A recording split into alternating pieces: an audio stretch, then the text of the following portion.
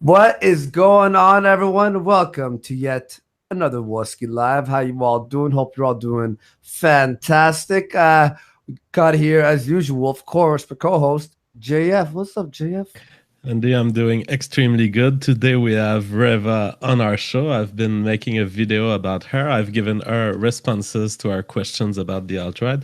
Now I want you to understand that Reva will not be able to stay all night long because she is a wheat farmer in eastern India. She has to return to the fields and she won't be able to make it for the whole stream. So I want you to understand the cultural environment of India is very demanding on her. So expect her to leave at any point for the fields. Wow. Fuck you, man. Wow. Start us off with a backhand. Just Jesus. I mean, I wouldn't consider like I'm not alt-right or anything. Jeff, would you start considering yourself alt-right? Before you said you weren't. You said you were libertarian. Yeah, I'm mostly a libertarian, and I don't self-identify as alt-right, although I don't deny the label. If someone else says, well, because you are a white nationalist, I put you in the alt-right, that's fine to me. My political preferences are aligned with the alt-right, but I don't feel that I'm part of a group, and I don't adhere to political labels generally. All right. And, I was fucking on fire yesterday on Twitter. I jumped into Baked Alaska Scream for a few minutes because Sargon threw out a lie saying he never wanted to have a Spencer stream. He kept saying that. And then I jumped in and I was like, you said you want to have Spencer part 2. He's like, no, I didn't. No, I didn't. So I showed the Skype thing and he goes, well, I didn't set a date. And I'm like, yeah, but the whole point was you said that you didn't want to do the stream at all. So I show that, and then he changes the goalpost. And then he was being incredibly rude to me. I sort of snapped, was hot-headed the stream to calm down, came back in as more chill. And then I was like, didn't you say that this was the last alt-right debate you would ever have? And he's like, yes.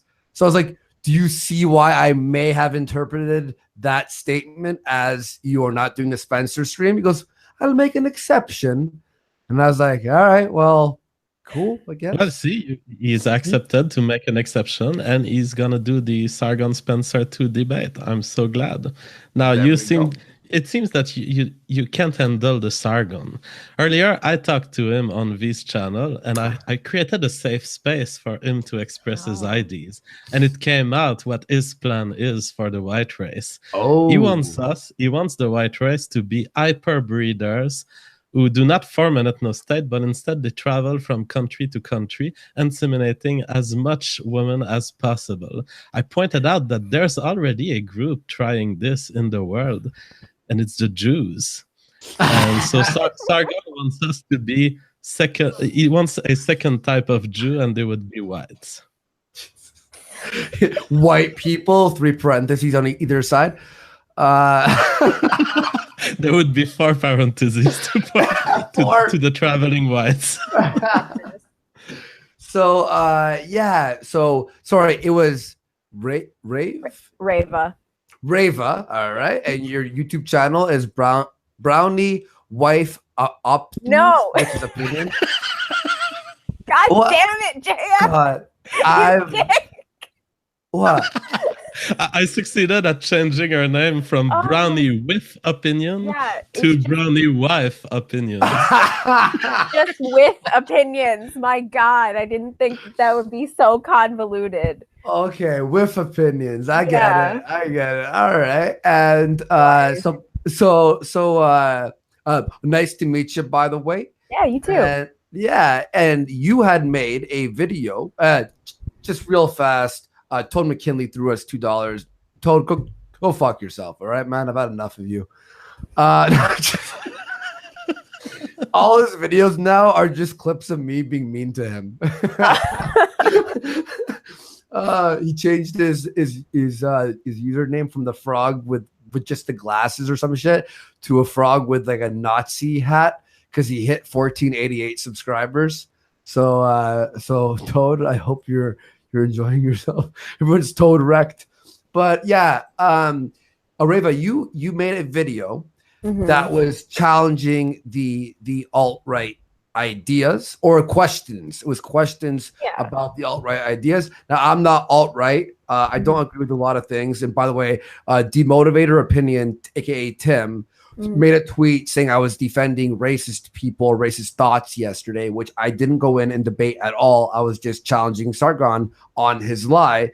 So then I posted a tweet. I'm starting to use their own tactics. I'm like, well, Tim is not defending his viewpoints against the alt-right, so he's actually supporting the alt-right. So I just started using their tactics. Yes. Yeah. Oh my God. That's something that okay, so like I've seen that on the left a lot, like, you know, with far left people, they tend to do that where it's like either you're with us or you're against us. So if you don't explicitly state that you're with something or against something, they think the opposite. I'm like, where did this come from? Like, I must not be aware of that, because that's insane. And I got a lot of that. So yeah. Are people mad at you for what you did on your video? There are a few people who are like, go back to your country. And I'm like, oh, the alt-right's not too happy. Well, yeah, I'm like, sure, buy me a plane ticket to Maryland then, because that's where I'm from. So yeah, I'll go back if you want. But no, mostly it's just been like, there have been a lot of supportive people who are like, oh, you know, it's really cool that you're asking these questions. And then there are a lot of other people who are like, oh my God, like, what is this? Oh, someone called me a dot thought. I thought that was pretty funny. Okay. Yeah, I thought that was pretty good. So yeah, they're like, oh, what is this like shit-skinned person saying? Like, she doesn't know anything. She wants to eliminate the white race. I'm like, no, I just said that, like, I very much appreciate what white people have done. And like, I live in the United States. Like, this is just a product of white people. So yeah, I'm from here. So it's like, yeah, I don't know. It's just been so weird. I think that Reva is making the dot appellation memeing right now in the Warski ghetto. I think you just popularized this new term. Oh, did I? So Reva, you're one example of someone who really engaged in good faith with the alt-right. That's why I did a video to answer your questions, to give you an idea of what were the answers to your question within the alt-right. So how did you experience this wave of comments arriving to you? Were you hurt by the most evil comments? And what about the positive comments? Were they informative? I tend to think that the alt-right contains a lot of intelligent people who can actually argue in comment sections with very good faith. Yeah, absolutely. So yeah, as far as like the negative comments, the way that I saw it, it was kind of interesting. I could look at it like they were commenting on someone that wasn't me. I don't know, like I kind of had this like weird third person experience where it was just like, yeah, they were commenting on somebody else. So I didn't really take those too personally. A lot of them seemed to stem from the fact that they didn't understand what I was saying. So there was a lot of like, that's not what I'm saying, like, you know, trying to correct the record, but it didn't really work. The positive stuff, like I'm really happy with, because I was actually really like afraid, because I'd never experienced the alt-right at all before. I'm very used to arguing with like SJWs or like the other side. So this was like a whole new thing. And yeah, I really appreciated people who were willing to answer my questions in like, you know, a really nice, coherent way that I understood. And they seemed to get what I was saying. And it was really cool. I was like, wow, there are some very intelligent people here. And what I loved was that there were people who were actually willing to talk to you, unlike the opposite side, where they're just like, they don't want to talk to you. So yeah. Oh, just watch your mic, by the way. There's a microphone that moves and that touches your shirt. Sorry. So yeah, I'm gonna bring Red Elephant in here. He's a cool dude. I met him yesterday at the end of that stream. He just wants to hop in. I think he'll be very interesting. And says he has prepared some things for the stream as well. Yeah, so he's a cool dude. I'll send him the link right now.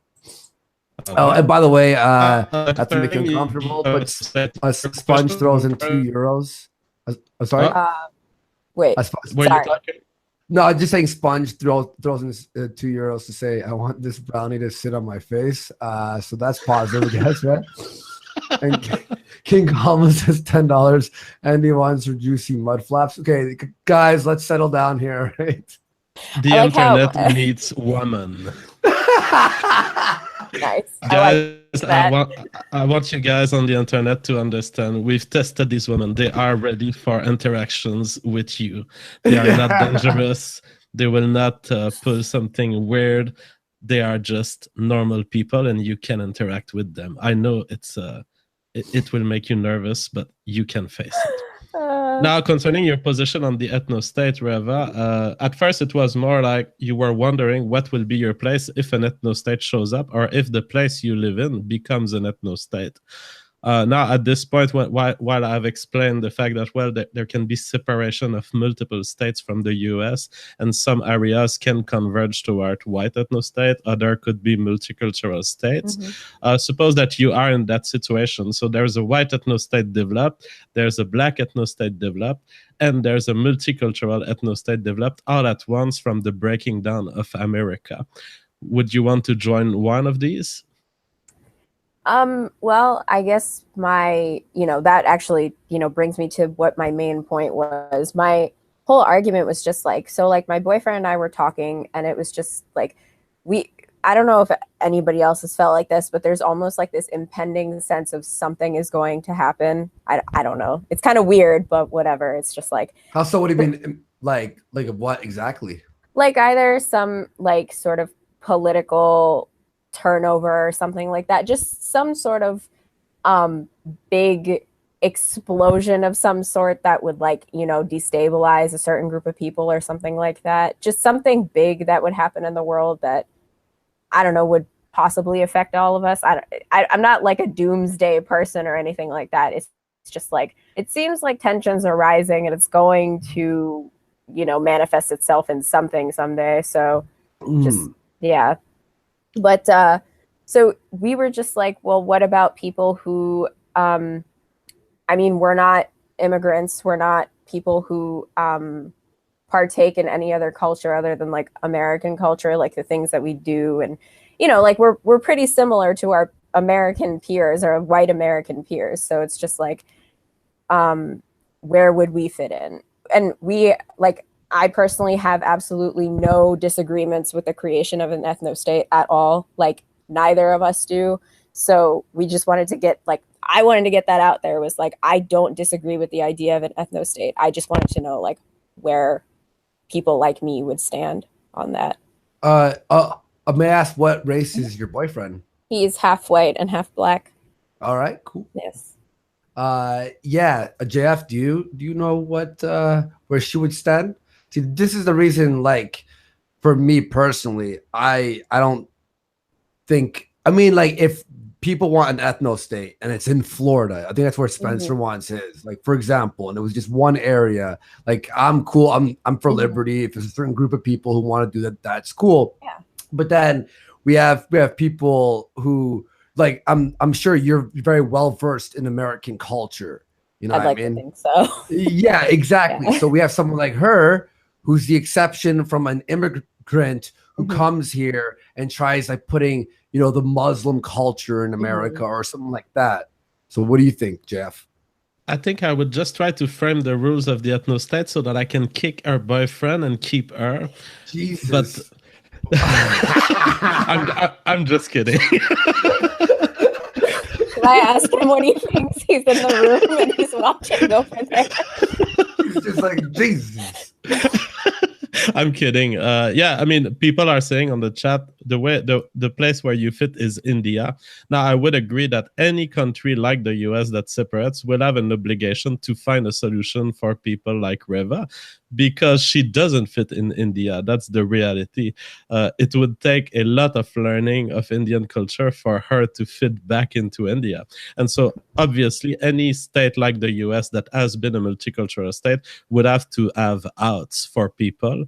And those people who refuse the outs, in my view, and it would be great to hear Ryan on this, because Ryan has made what I consider to be probably the best and most straightforward video on what would happen if the US could separate, and to what extent is that realistic.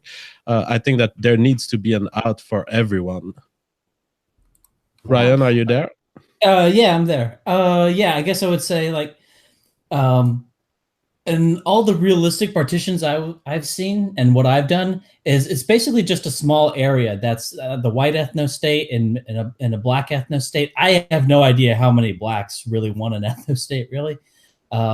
So the thing is, most of the country, like unless you're one of like the 5 or 6 million people in the area out of 323 million people that are in sort of the prescribed area that I say should be part of the white ethno state, you probably won't have to move at all. Like it's literally just Idaho, Wyoming, Montana, North Dakota, South Dakota, and like part of Oregon is the area claimed by King Ryan. So that's so the reality is very few people would even have to move. And also, in practice, if like this is getting really into LARPy territory, pipe dream kind of stuff, but like in practice, in my proposal, all you do is you go into an area and you say, okay, this is an area that's already around 80% white. And then you say, no more non-white immigration. And a lot of non-whites will just move out just because they have jobs elsewhere and stuff like that. And if they're just moving out and not moving in, that's going to push that white number up. And then if you want to get even higher to say like 90, 95% white, then you just pay them to leave. And that's basically the plan. That's how I see it. I really don't think you need hardly any authoritarianism at all. Ideally. The kind of world we're living in, though, with how politically tense it is, and the very serious anti-white narrative going around. Do you think that would ever happen? That's the one thing I can't foresee. Like the way people just get super.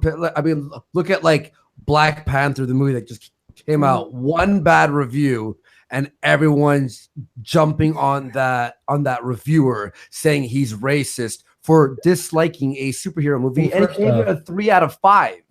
First off, I think it's just a small, highly vocal people who are jumping on that. I don't think that's a.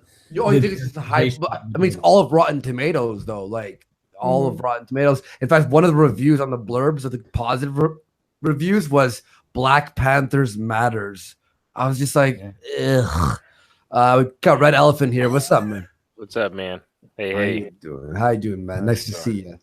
He was there yesterday during the Sargon stream, which actually question for all of you here, what you all think about that stream yesterday, that debate. That wasn't a debate, apparently.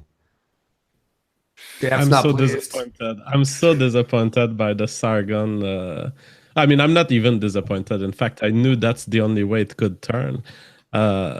Sargon escapes the questions. And so I want to be clear, when I criticized Anglin on my Twitter, I'm not saying that Sargon was better. I'm saying that these people, they need intellectual guidance. They're like elementary school students. They need someone to take them by the end to remain on the track of IDs. This stream is nothing. It's like there's nothing that came out of it, not even the positions of people. It was very emotional. And so it was terrible. I think it was just Sargon interrupting the entire time. It's just like it was your stream, right, Andy? Sargon and Richard Spencer, and all he did was interrupt him the entire time. I think that. Yeah. So you agree with that? So the debate the debate yesterday was mainly regarding ideas. I think Sargon actually agreed that it's a problem. This multiculturalism being shoved down the throats of the American people. I think that he acknowledged that, but it was just the debate about how to fix it. And what he said was that he had like some 10,000-year plan or something like that, or some 100-year plan that he had. I asked him.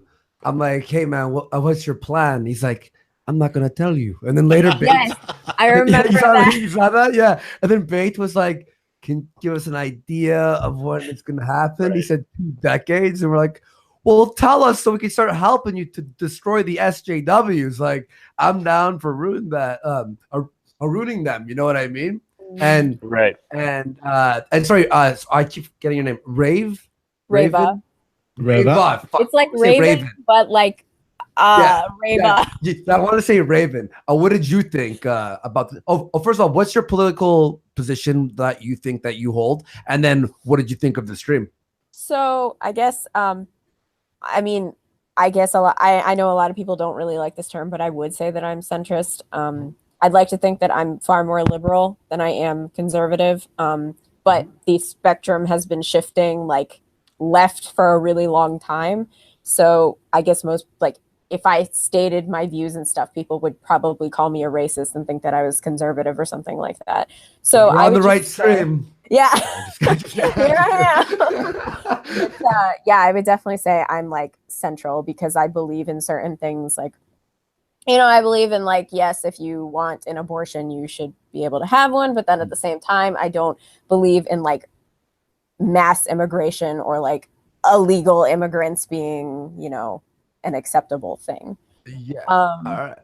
And then as far as the stream, okay, so the first one that I saw with Richard Spencer, the thing that I was getting super pissed off about was that he was trying to explain to Sargon like what he was talking about, and then Sargon just kept interrupting him. Like, would you let the man speak?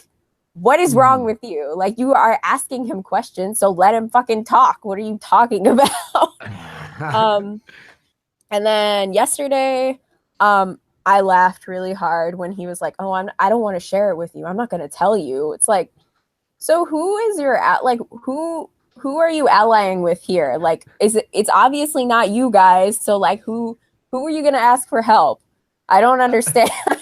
Him alone is going to destroy all the. I've been speaking to people like, what does that mean? Like, what's the Sargon seems to be on the track Yeah. of, the alt-right is not mainstream enough, and I have the key to mainstream politics, and I'm going to be influential in the world. He's going to hit a brick wall when he realizes that the very democracy that he stands behind is the tool by which people have been opening the borders of his country and of other countries to floods of immigrants that will eventually replace them. Yeah. And one thing I would say is that I don't know how much substantially different the liberalist movement is from just, I don't know, bog standard conservatives in the UK. Granted, I don't know much about the politics in the UK, but it doesn't seem to be that much different from, the conservatives in the Republican Party and stuff like that. One thing I would say that's kind of weird about what Sargon is doing, and he did this before when he was talking about how I don't even consider Mediterraneans white. But then he's deconstructing what is white, and on the same time, it seems odd that he's on there saying the alt-right are cucks because they want to let Frenchmen and Italians and Germans and Poles into England. I want to keep England English, right? Wait, but then, yeah, he did. oh yeah. But then on the other hand, he says I don't think white is a real thing, and that's just something that you don't really see. That's like not a real axis that like people actually have. That's like not a real belief that like, I mean, technically you could be like really pro-English, but not care about race, but that's like not something that actually exists in the real world. So I think Sargon was just kind of doing that to say like, I'm even more hardcore than the alt-right cucks, but I deny the existence of race or something. It was really weird. I think he's trying to do something to say like, I'm more real than the alt-right, but at the same time, I don't want to say, yeah, well, I was confused because there was a good section of the Spencer debate where he's like, what is white? And then he's like, like he kept saying that over and over. And then when they asked him if Lawrence Fishburne was but then black, when he wants to attack people for like not being white enough, he knows exactly what white is. That's the thing. His beliefs haven't done anything. I mean, if you look at London, I think I'm correct on this. I think 50% or over 50% now of citizens in London are foreign born. If 50,000 people downloaded the Al Qaeda handbook in 2013 in England, so I mean, it's just like the mainstream conservatives here who say that this is a nation of immigrants. Who cares? I had a comment in one of my videos. Who cares if there's more than one than the other? If they come here and have more children, this is a nation of immigrants. Even mainstream conservatives are touting this talking point nowadays, and it has done nothing for us. We just keep becoming more and more multicultural. We went from 4 million Hispanic people of Hispanic descent in America in 1950 to 70 million today. And we all know why it's happening. We all know why the Democrats want open borders. We all know why huge lobbies like AIPAC give Chuck Schumer $300,000 in 2016 to open the border so that all these different corporations who have ties with AIPAC and the Israel lobby, they get cheaper workers. A lot of these people are in, food and manufacturing and things like this. And none of these mainstream conservatives have done it and have done anything. In fact, they've just let it happen. What are your views on immigration? You said that you're kind of right leaning on immigration. What are your views on it? Yeah, you. Yeah. So okay, like I'm a child of immigrants. Like my mom and her sisters were born in Singapore, and my dad's from India. So they moved to the United States and, went through the whole citizenship process and everything. So I have a lot more respect for people who go through the process because I've seen every single person in my family go through it. I'm the only person in my family born in the United States. So they all had to go through it, and just like seeing the years of waiting and the years of being restricted in what you can do because you're not technically a citizen yet. And like having to travel back and forth, like I've seen the process, and I'd like to think that most people who want to immigrate here legally, they would want to assimilate into the culture because that's what my parents did. So like we maintained our like Indian culture at home. Like I grew up in a traditional household, but then I wasn't limited in what I could experience as far as being American, So I have like a bit of both. So illegal immigration to me, it's just another thing where it's taking away from American citizens, and I hadn't really thought about the whole like voting pattern of like immigrants and people who don't just seem to want to sponge off of the like taxpayer more or less.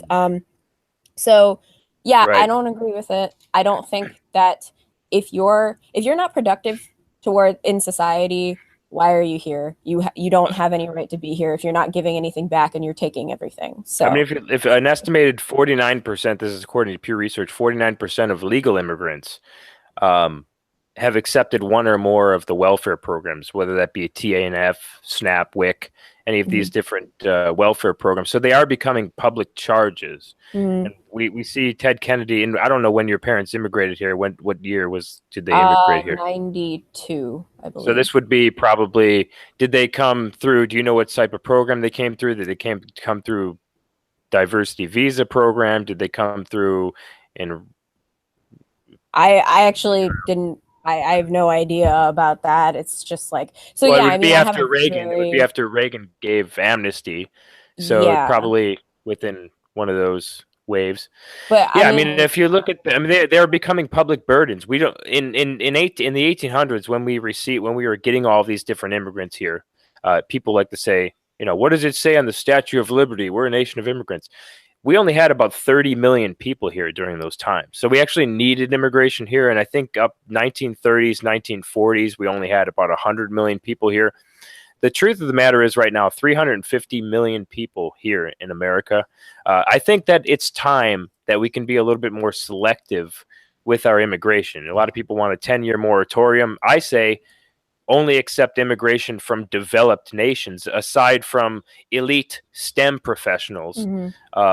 Other than elite STEM professionals, I say only developed nations should be coming here. Before 1960, we always like to talk about the Immigration Act in 1960. Pretty much every single state, their source of immigration was from a developed European country. It went from favoring European countries to basically only Mexico. If you look at it now, 40 of the 50 states, their source of immigration comes from Mexico. So we're accepting these Hispanic immigrants who are taking welfare and who are leeching on the backs of the American people.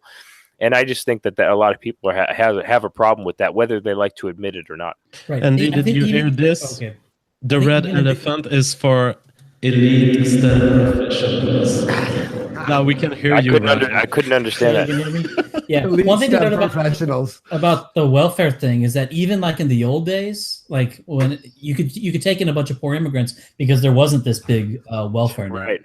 Right. Yeah. One thing I want to sort of add, just I don't know when to sort of say this, is that a lot of people don't know is that Asians on average in the U.S., like as U.S. classified Asians, earn more than whites. But the thing is, that's entirely a product of the Indians. Like if you just if you just lump the Chinese, Koreans, Taiwanese, and Japanese into a group. Now the Japanese actually earn more than whites, but all like the East Asians, right? The slant eyes, they actually earn less than whites on average. That's something a lot of people are surprised to hear, is that it's actually the Indians that bring up the average. And the only reason Indians are considered Asian is because there was a case in California in the 1920s. And this was when the U.S. had a white-only immigration policy, when there was a court case deciding whether or not Indians are white. And at first, Indians were considered white, but then there was a Supreme Court case that ruled that Indians were not white, and about 20,000 Indians had their citizenship revoked, and they were deported back to India.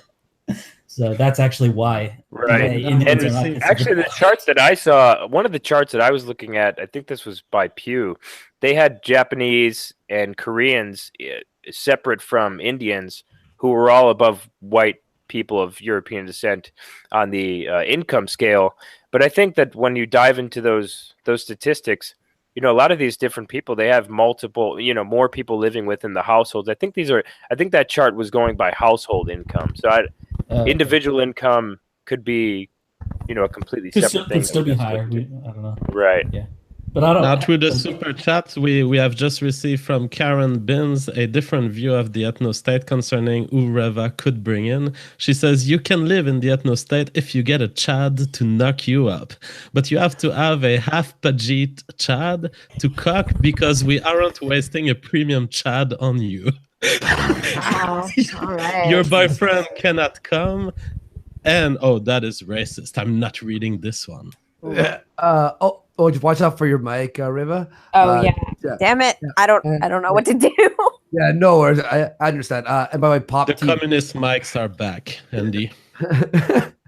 Pop TV threw $20 to say, thank God you're streaming. I have a 3-hour drive home from Disneyland. He was actually arriving at Disneyland on our last stream, and now he's leaving, so that's cool. And by the way, Supreme Court Sword, $20. If people are scared of the ethno-state and all of this shit, start voting for candidates that are going to deal with immigration problems rationally. If you don't, you will force more people into the arms of the alt-right. Do you think that the alt-right has been growing because of the problems with immigration? And if immigration had been controlled for a lot longer, a lot more, you know, a serious vetting, as well as a reduced amount of people coming into America and Canada, do you think that the alt-right wouldn't be as strong as it is right now? Wait, who were you asking? All of you. Okay. Yeah, no, because if we kept 1965 immigration policy, where we're favoring, you know, immigration from developed nations, which are majorly white nations, I don't think that we would have an uprising of the alt-right. I mean, if you look at it, you look at the Carol Swain. She's a professor. She's a black lady, and she talks about the alt-right a lot. Actually, she said that she predicted the rise of the alt-right in 2002 when Richard Spencer coined the phrase, and she said that whites actually have grievances. She says these whites have grievances and they weren't addressed. As a matter of fact, they were made worse by all of these different professors and teachers that we see talking about, you know, whites should commit mass genocide, mass suicide, whites, you know, white people this, white people that. And she, you know, she even agrees that Charlottesville was certainly a reaction to what we're seeing now. I mean, when people are starting to realize that, hey, everything you told us in public school about we are oppressing blacks and that's why they do worse, everything that you told us in public school about these different things, you know, whites are the oppressors, that's why they're keeping them down, that's why their communities are poor. With the rise of the internet and the more affordability of the internet and more access of the internet, and with all these kids just going to YouTube, #1 site for 16 through 21 kids age 16 through 21, they're starting to realize and come to sense that no, there's a thing called race and IQ. There's many different reasons biologically and scientifically why blacks do worse than whites, and it's not because we're oppressors. And I think that it made them extremely mad, and this is where we're seeing the alt-right come from, and it's growing. And I think that, you know, the alt-right is having a major impact on the youth in America for sure. Yeah, I think another thing is that the intellectual leaders of, I guess, what you call the left, or the what we now call the SJWs, have been sort of insular, right? And a part of it has to do like with their, I think, their no platform idea, where they don't platform racist ideas. And what that does is it causes them to only talk amongst themselves, and it causes them to basically get disconnected with the general public. And so they end up getting more and more extreme. And so you get more and more extreme opposition than you did in like the 1990s. Right. So, and I think that causes a radicalization, basically the insular nature of the left. Did you guys see this this story? It fucking disgusted me. It came out of the States where and this actually like makes me really fear for my children you know, in the future, especially the way it's going right now. There was a high school doing a play and the main actress of the play was a black chick, right? And you know how they always have a second person in line in case the main actor drops out. The black chick ended up dropping out for whatever personal reason she had. And then the backup was a white chick who was all excited she was going to be in the play. And then people complained, and the high school actually shut down the play. It was for the Hunchback of Notre Dame. It was for Esmeralda or whatever. This just happened. Now, I think like my kids, like as of right now, my girlfriend's Irish, will be white. Imagine my kids like, oh, I'm going to be in a play. And then they close down the play. Affirmative action. Right. Yeah. So like this actually freaks me out. And this anti-white narrative, if it keeps going this way, just look at the BBC. Look at have you seen their ads for their jobs? Their jobs that they're looking for people to interview for. It literally says whites. It basically says whites need not apply. It says we're looking for African American people that are non-white to apply for these jobs. This is completely legal, I guess. I mean, this is what we're looking forward to here. We're looking forward to a South Africa. Even boomers like Michael Savage acknowledged that we're looking forward to a South Africa if whites do become the true and absolute minority here in America. You look at millions and millions of white students who, with higher SAT scores, higher IQs on average, are being turned down for black people in medical school. We saw this a person of Indian descent who actually had to, CNN printed it, had to dress up had to act like he was black to get the job, to get into the medical school. Yeah. Did you see that? CNN. I saw that. He shaved his head and dressed differently and like acted and right. Wow. He made his hair all frizzy and shit. Yeah. He walks in. He was weird. He was kind of weird looking, kind of like you don't really look like a black guy, but it's like, but he could pass. So yes, exactly. A lot of. So you were saying I can enter medical school if I speak like that? Saying I wonder if he had to speak Ebonics to apply or something. Right. One thing I would say though is that there's sort of on the one hand, it's kind of a white pill on all this stuff. Is that, for example, like the BBC's doing all this stuff, that sort of takes a lot of credibility out of the BBC, and we've seen the credibility of media collapsing a lot. I think it doesn't show so much in polling and credibility of the universities, but there's a lot of collapse in the credibility of the social sciences and universities, and it's because of this sort of stuff. So the good news of this is that they do all this, this racist stuff, but at the same time, doing that costs them a lot of credibility, especially like with the internet and more PhDs coming online and speaking out and stuff. So I don't know. I think they're completely fine with that. I think this is what they actually want. I mean, if you look at people are taking, non-whites are taking over our city councils and basically deculturalizing a lot of different white people here. I mean, let's look at, for instance, San Jose.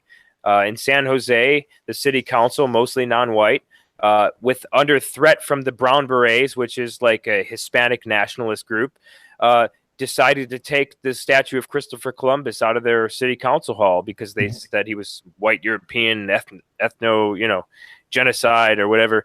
And in San Francisco, the Board of Supervisors decided to rename Columbus Day to Indigenous Peoples Day, even though... Yes, they did. Even though most biologists I know, isn't that it's incredible? Even though, and no one's saying anything. We're all the strong Italian men who fight back against this. I mean, they tried to do it in New York. They fought back against it. I think that they won with the Christopher Columbus statue out there.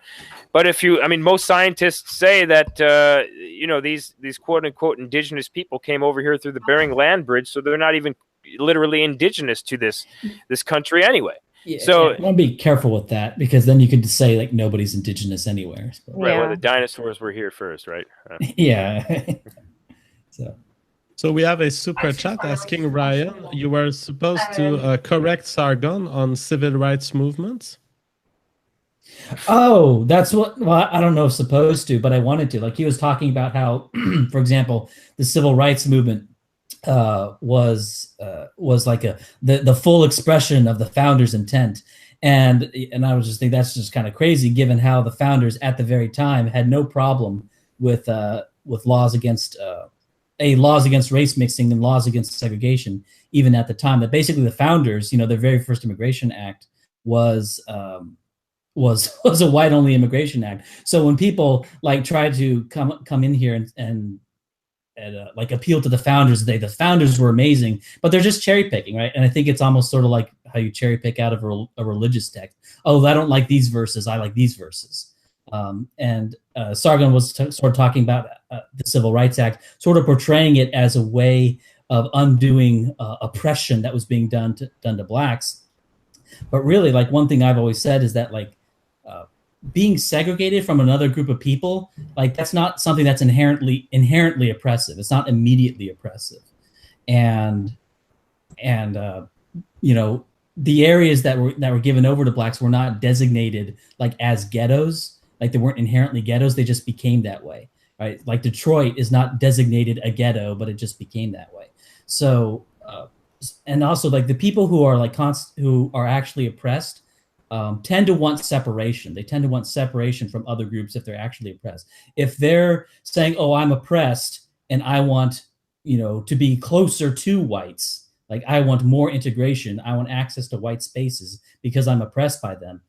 That's just kind of like ridiculous on its face. It really fails a pinch test. So that's, so I was watching Anglin argue with Sargon, and I just sort of was like kicking myself, saying, "Oh, I know how to respond specifically to that." Now it's sort of like backseat driving. It's always easy to know what to say when you're not like in the moment and under pressure.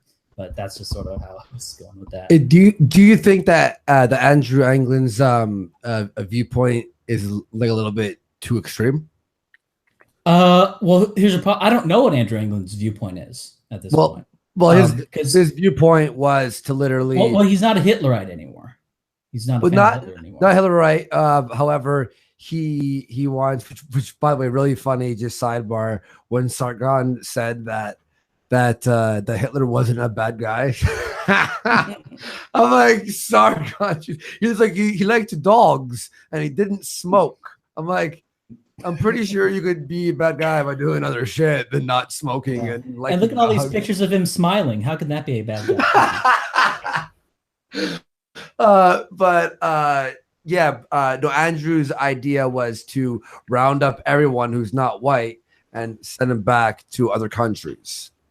Oh, well, that's a bit extreme and impractical.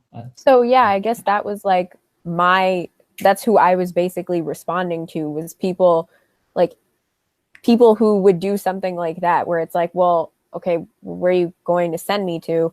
Because I don't really fit in with any other culture anywhere. And like, I kind of want to backtrack a little bit. Sure. So I know, okay, my parents didn't come here on amnesty or like anything. They're not like refugees of any sort. They come from like good families and stuff like that. They weren't here because they needed to be. They were here because they chose to be. So it's like, if they were willing to accept, all what being American is, like, I guess I just don't really understand. Like, I guess my question would be, like, for Andrew Anglin or like any of you guys, is it mostly just like you don't want to alter the gene pool or something like that? Or no, I mean, go ahead. Oh, I just say, like, from what I've picked up on the alt-right talking points is that they believe that minorities, or most of them, aren't able to assimilate into the culture, the American culture, as good as white people. And this is using statistics and data, for example, black crime or Muslims or etc., like all that type of stuff. So they believe if they just had an ethno state, that it would remove all of that, all of those problems. While hashtag not all minorities fall into those categories, a lot do. Therefore, and then also the birth rates. For example, the white birth rate is dropping while Muslim birth rate is skyrocketing right now. So meaning if you bring a lot more Muslim people in America, it will accelerate, the variable would accelerate the birth rates while whites would keep dropping down, which therefore in the future, let's say 50 to 100 years, if the country is 60% Muslim people, is it America anymore?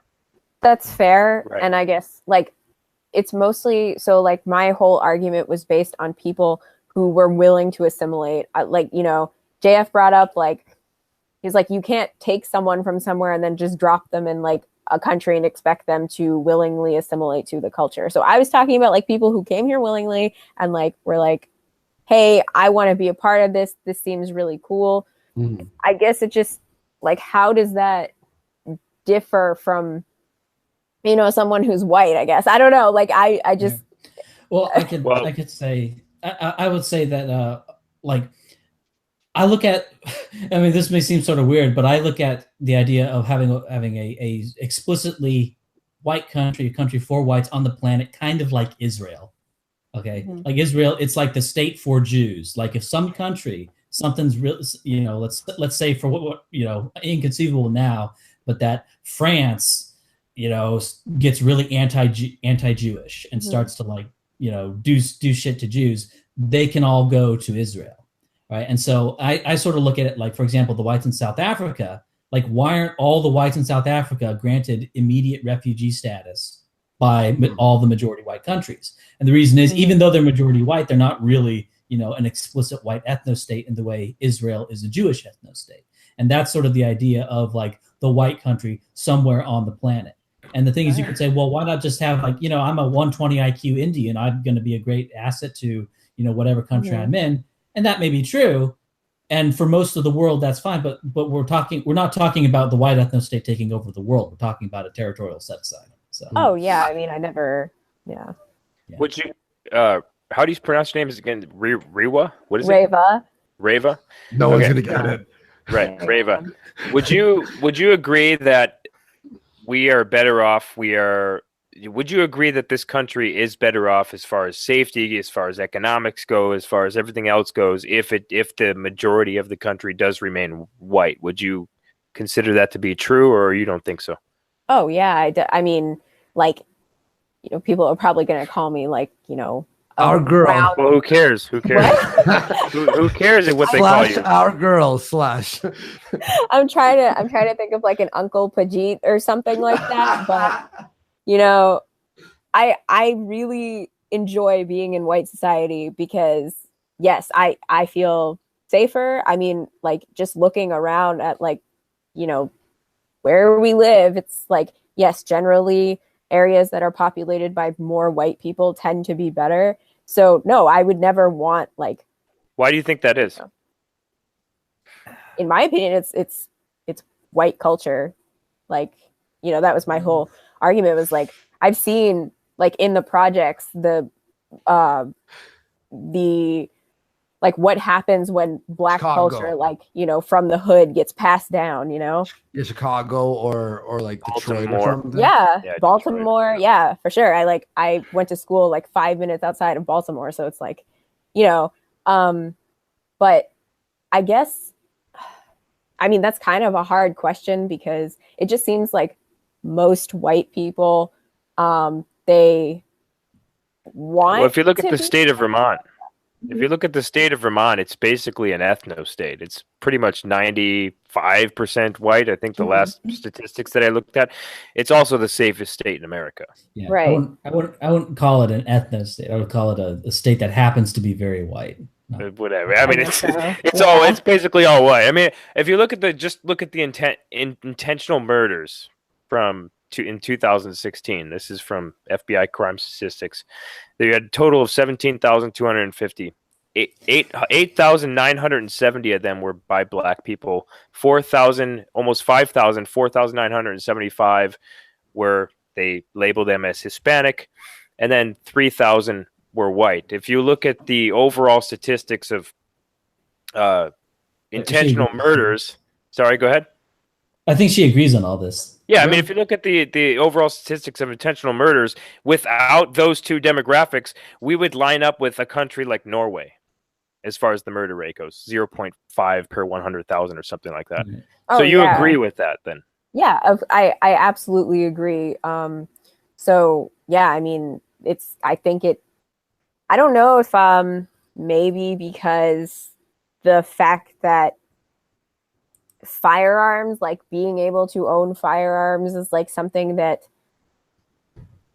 I don't know. Like the whole thing that's passed down is like, you know, you have your own liberties, like you should have your own spot of land that I mean, I don't know. I'm just kind of rambling at the moment, but I feel like But I want to go back to something you said earlier. You said, to me, it's about culture. And this is what my video was about, to try to get you out of this thinking. The fact that it's not always about culture, it's sometimes about genes. And to understand this, you need to understand what led to white people. What led to white people is maybe tens of thousands of years, maybe more than 100,000 years of some people being brought from probably Middle Eastern areas, being brought to Western Europe, and then being exposed to a cold winter that would kill a part of them. Every year, cold winter. All those who didn't make reserves die. And then another year, the winter comes again, and you kill a bunch of them, and you kill a bunch of them for tens of thousands of years. On top of it, these white people start making political societies that look for the criminals, as Ryan has been making. He's made a wonderful video about this. These political societies and religious societies were looking for the murderers and killing them and not allowing them to have more babies, and killing and killing and killing and killing until people emerged that were genetically different. So genetically different that today we can take a test from them and say, yeah, you most of your ancestors are white. May I challenge you on something? This is not culture. This is genes being different, and there might be not a thing you can do about it. I want to challenge you on something. Well, Reva is a child of immigrants who lived in, Singapore, you said? Yeah, my mom's from Singapore, and then my dad's from India. Yeah, and as like just talking to her right now, and just seeing how she is as a person, she's got what I would consider an American culture, right? Like American, like, you know, accent and her thoughts and stuff. She doesn't have the genes of white people born in the West. So then how would you explain that? Yeah, like, am I an anomaly or something? Or no, I mean, India, Indian people are like not the multimodal. criminals we're talking about. Yeah, Ryan, you can keep going.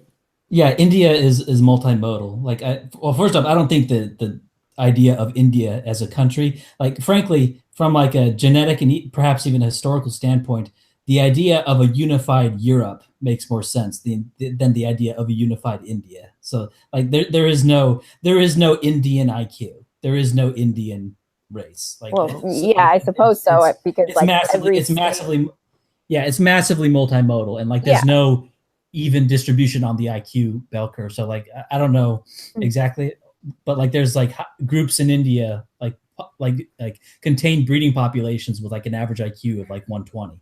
It's kind of I mean, if I can comment on that, like, so my mom and her sisters were born in Singapore, just how like I was born in the US, but her mother, like my grandmother, is from South India. So like my dad's family is from North India, and then my mom's family is from South India. So like I'm half Aryan and half Dravidian.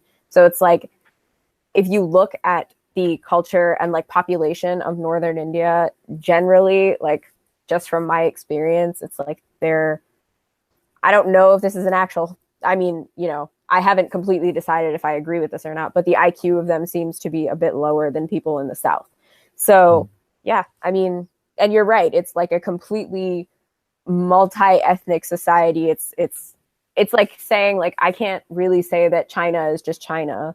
Like, there's all kinds of different people living there, and although it's more accurate, it's more accurate to say China is just China than it is India. Like when I look at a racial IQ map of the world, I just like to pretend India just is like its own like map. It's such a like mess, quote unquote. Of so your claim is like based on. Oh, sorry. Your claim is just based like, so this data that you've seen. So you were saying that Europe is mostly like unified. Does that mean that their IQs like reflect, like they're pretty more uniform? Like any country in Europe, like, you know, I think the lowest is, the exceptions even kind of prove the rule. Like the lowest is like Serbia, I think is at 91. But even Serbia, that's where you're starting to get into, you know, Turks and Arabs. Sure.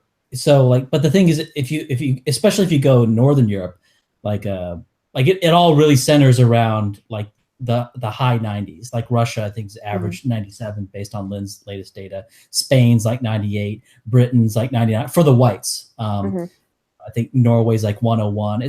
But these are like very small differences between European populations, and then it's kind of a hard cutoff once you go from Spain to Morocco.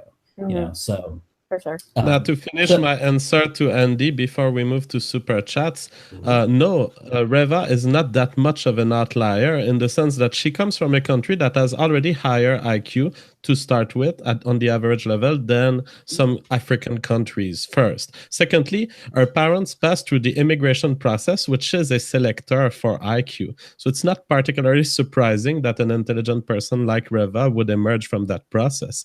But if you were to pick random people in India and bring them into America, I'm not sure you would have the same result. Awesome. Fair. Also, Reva, people in the chat love you. Just PS. No, I'm not being sarcastic. They do. So say that, Andy, you'll wake up the racist, and then they will start saying, "No, I don't love her." All right, let me just pound through some super chats. And as JF, as you are a biologist, this is a good question for you from Gabriel Lopez, who throws $10. Our old friend Gabriel Lopez, asking, the higher the IQ, smaller. You hear that? Is that me? I don't know. Buzz? No? Okay. It was someone else. All right. Gabriel Lopez throws $10. The higher the IQ, the smaller the dick. Life is about balance. Is this true? That's a good question. I don't know that it's true. Is it like your IQ goes to where your dick is? I mean, somehow there's a trade-off between sending blood to the brain and sending blood to the dick. I don't think that. There's probably a correlation. There's probably a correlation, but personally, I love using that as an excuse to fuck many women and say, "Oh, I wasn't thinking. I didn't have blood in my brain."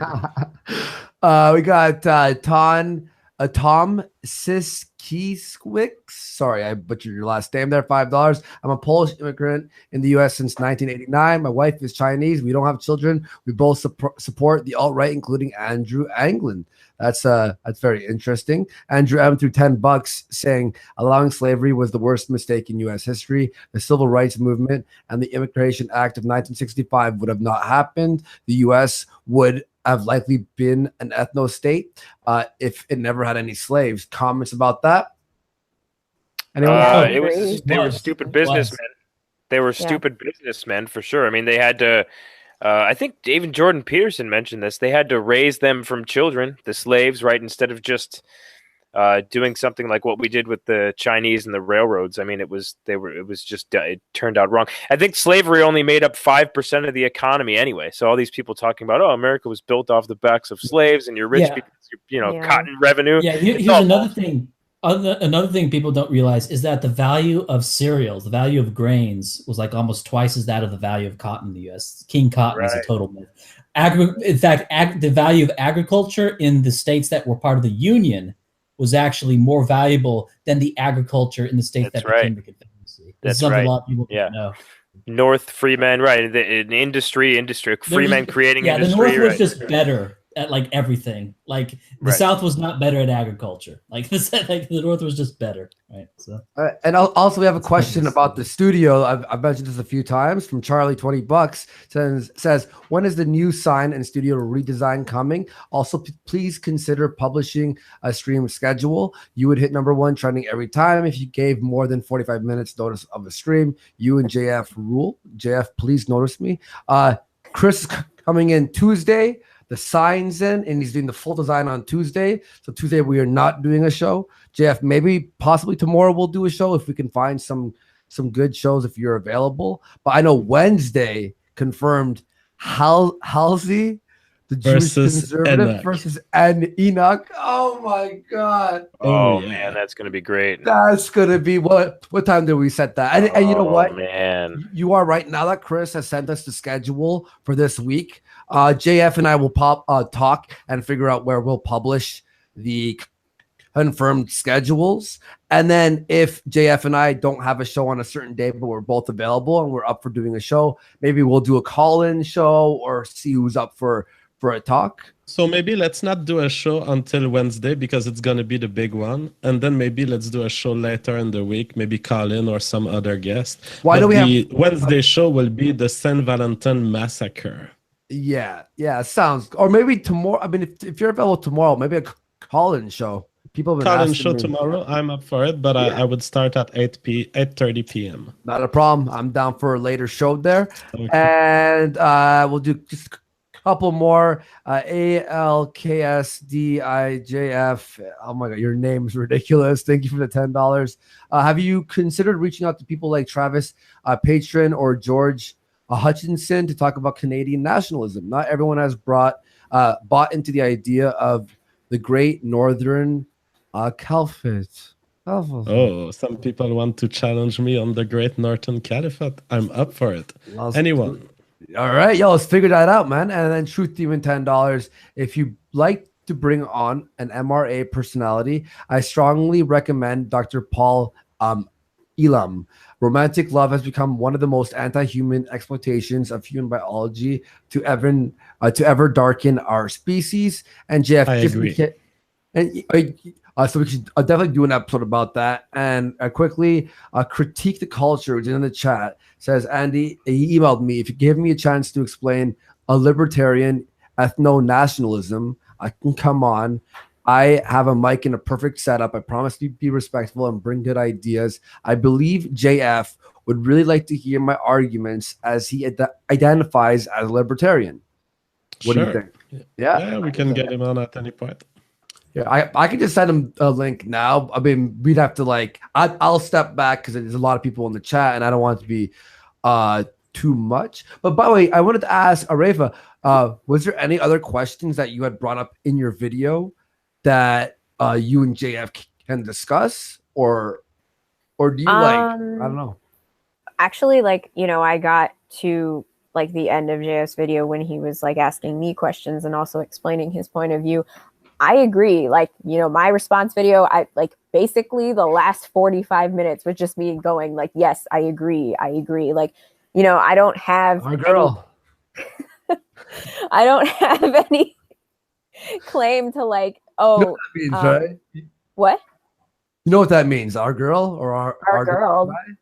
No, that's a meme that the alt-right, when you say something that they agree with, they'll go / our guy or our girl and then end / and it's sort of like, you know how they do the parentheses for Jewish people? Yeah. The slashes is our alt-right. Oh, okay. Got it. Wow. Red pilled or something. Normally, it also means that you've established your credential as an anti-Semite. What? Just saying. Oh shit! I didn't know that. Just so you know. I take it back. Oh man. Great. Oh, no. Breva is still not our girl. She's a girl. I can't go back home now. Populated by Jewish people. But did she already answer the Jewish question here, or before I came in here? No, she doesn't want to share her thoughts on that. No, that's not. No. Now, since you got Alternative hypothesis is like, no. now, no. since Reva just got approval from Andy as our girl, she might get onto a 8 watch list or something. Oh yeah, I'm sure I'm SCPL one. or I'm on one already. SC, what is it? Southern Law Poverty, the SPCL. Southern Poverty Law SPLC. Center. Yeah, I phoned them. Did you hear that? I did. Of me was- calling them because Mr. Medicare told me me and Tonka were banned from Israel because we're on the hate watch list. So I literally called them with a Jewish accent. It wasn't Jewish; it was more like New York. It was like, yeah, like Bernie Sanders, like just.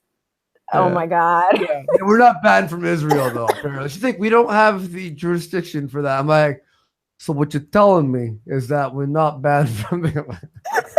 That was fucking beautiful. I did invite a Critique the Culture, who apparently has a libertarian point of view, to JF.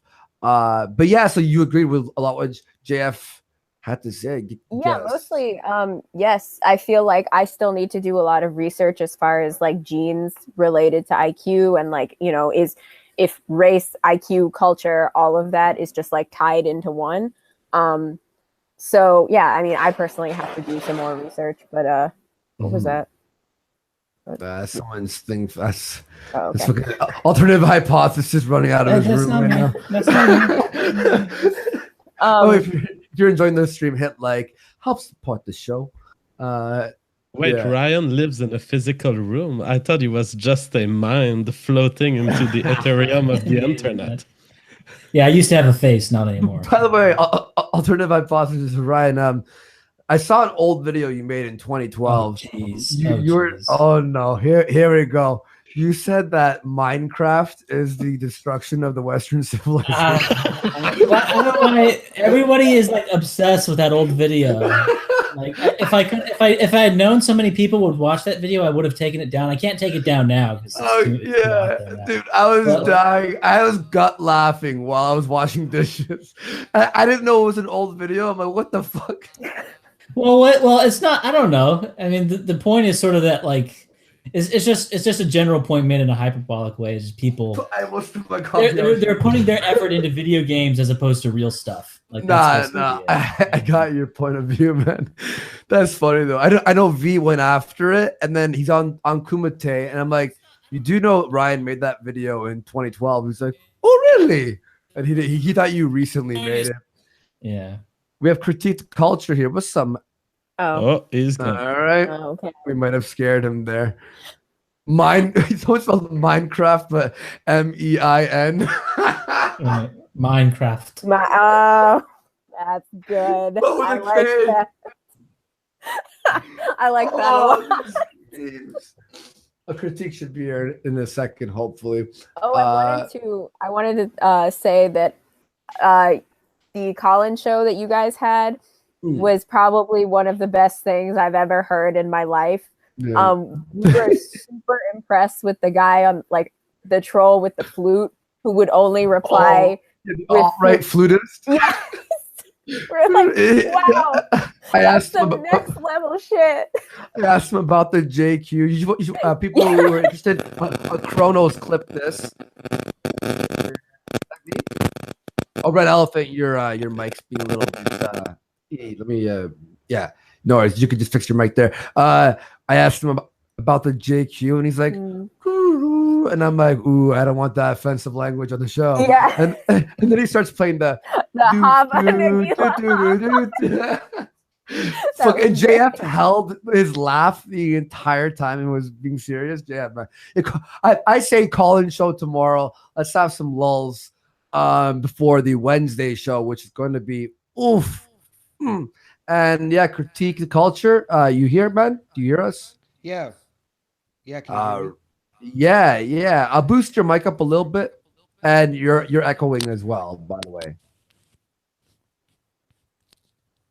So while he fixes his mic, I will read a super chat. Black Dawn, $20 US, says, instead of indiscriminately kicking people out of the country because of their race, why not discriminately kick out people based on their contribution to society? Minorities are capable of integrating in secular society. Ryan, what would you answer to that? What? immigrant secular society. What? So instead of discriminating based on race, why not Oh. discriminate based on people's contribution to society to Oh. kick people out? Well, one argument I have, well, basically an argument for pure racial, I guess, racial discrimination, at least in immigration, is that you have sort of a collective effects. For example, you could say that, well, like I think East Asians are a great example of this. You could say, well, East Asians, they tend to be, um, not burdens on like the social services. They tend to adopt a lot of secular values and stuff like that. But the thing is, East Asians, they tend to vote in line. They basically tend to vote against how white people vote in the United States. Right. And I also know that this is also true with high IQ blacks. High IQ blacks overwhelmingly vote Democrat. I haven't looked so much of like the really high IQ Hispanics. High IQ Hispanics, if I had to guess, I would guess it's true for them as well. But the thing is, even with like these high IQ and economically integrated groups that you bring in, they tend to still be political opponents to whites, except for Hindis in the UK who tend to vote Tory. So Causality wrote through $5. I think this may be a troll. Ryan Falk, why did you upload a video of yourself masturbating? And what sort of reaction did you hope the people who saw the content would have? I'm not going to respond to that. Okay. Ryan is free to publish masturbation videos without being annoyed by the super chat. Sounds good. I did not upload any masturbation video to YouTube. Okay. Oh, to YouTube. Oh, fair enough. Fair enough. Critique. I can hear an echo out of your thing. Are you wearing headphones? Yes, I am. Okay, check your settings because it sounds like everyone else hears that too, right? Yeah, I hear it. Yeah. Yeah. It does not quality for the public space. Okay, what do I need to do to fix the echo? Hit your settings thing, little wheel, and make sure your microphone's set at the proper microphone. Should I have Are you given using my tech rerouting support? of audios? Are you using?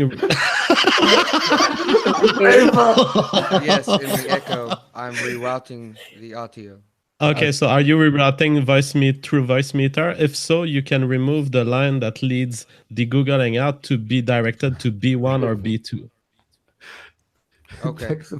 I'm going to mute myself and fix it. Give me just a second. All right. Now we do have... I think his headphones are so loud that it's going into the mic on his headphones. I don't know. Yeah, critique. Maybe your headphones are so loud that, because sometimes if you don't have noise canceling headphones, what you could do is you could speak and then mute yourself. Is that better?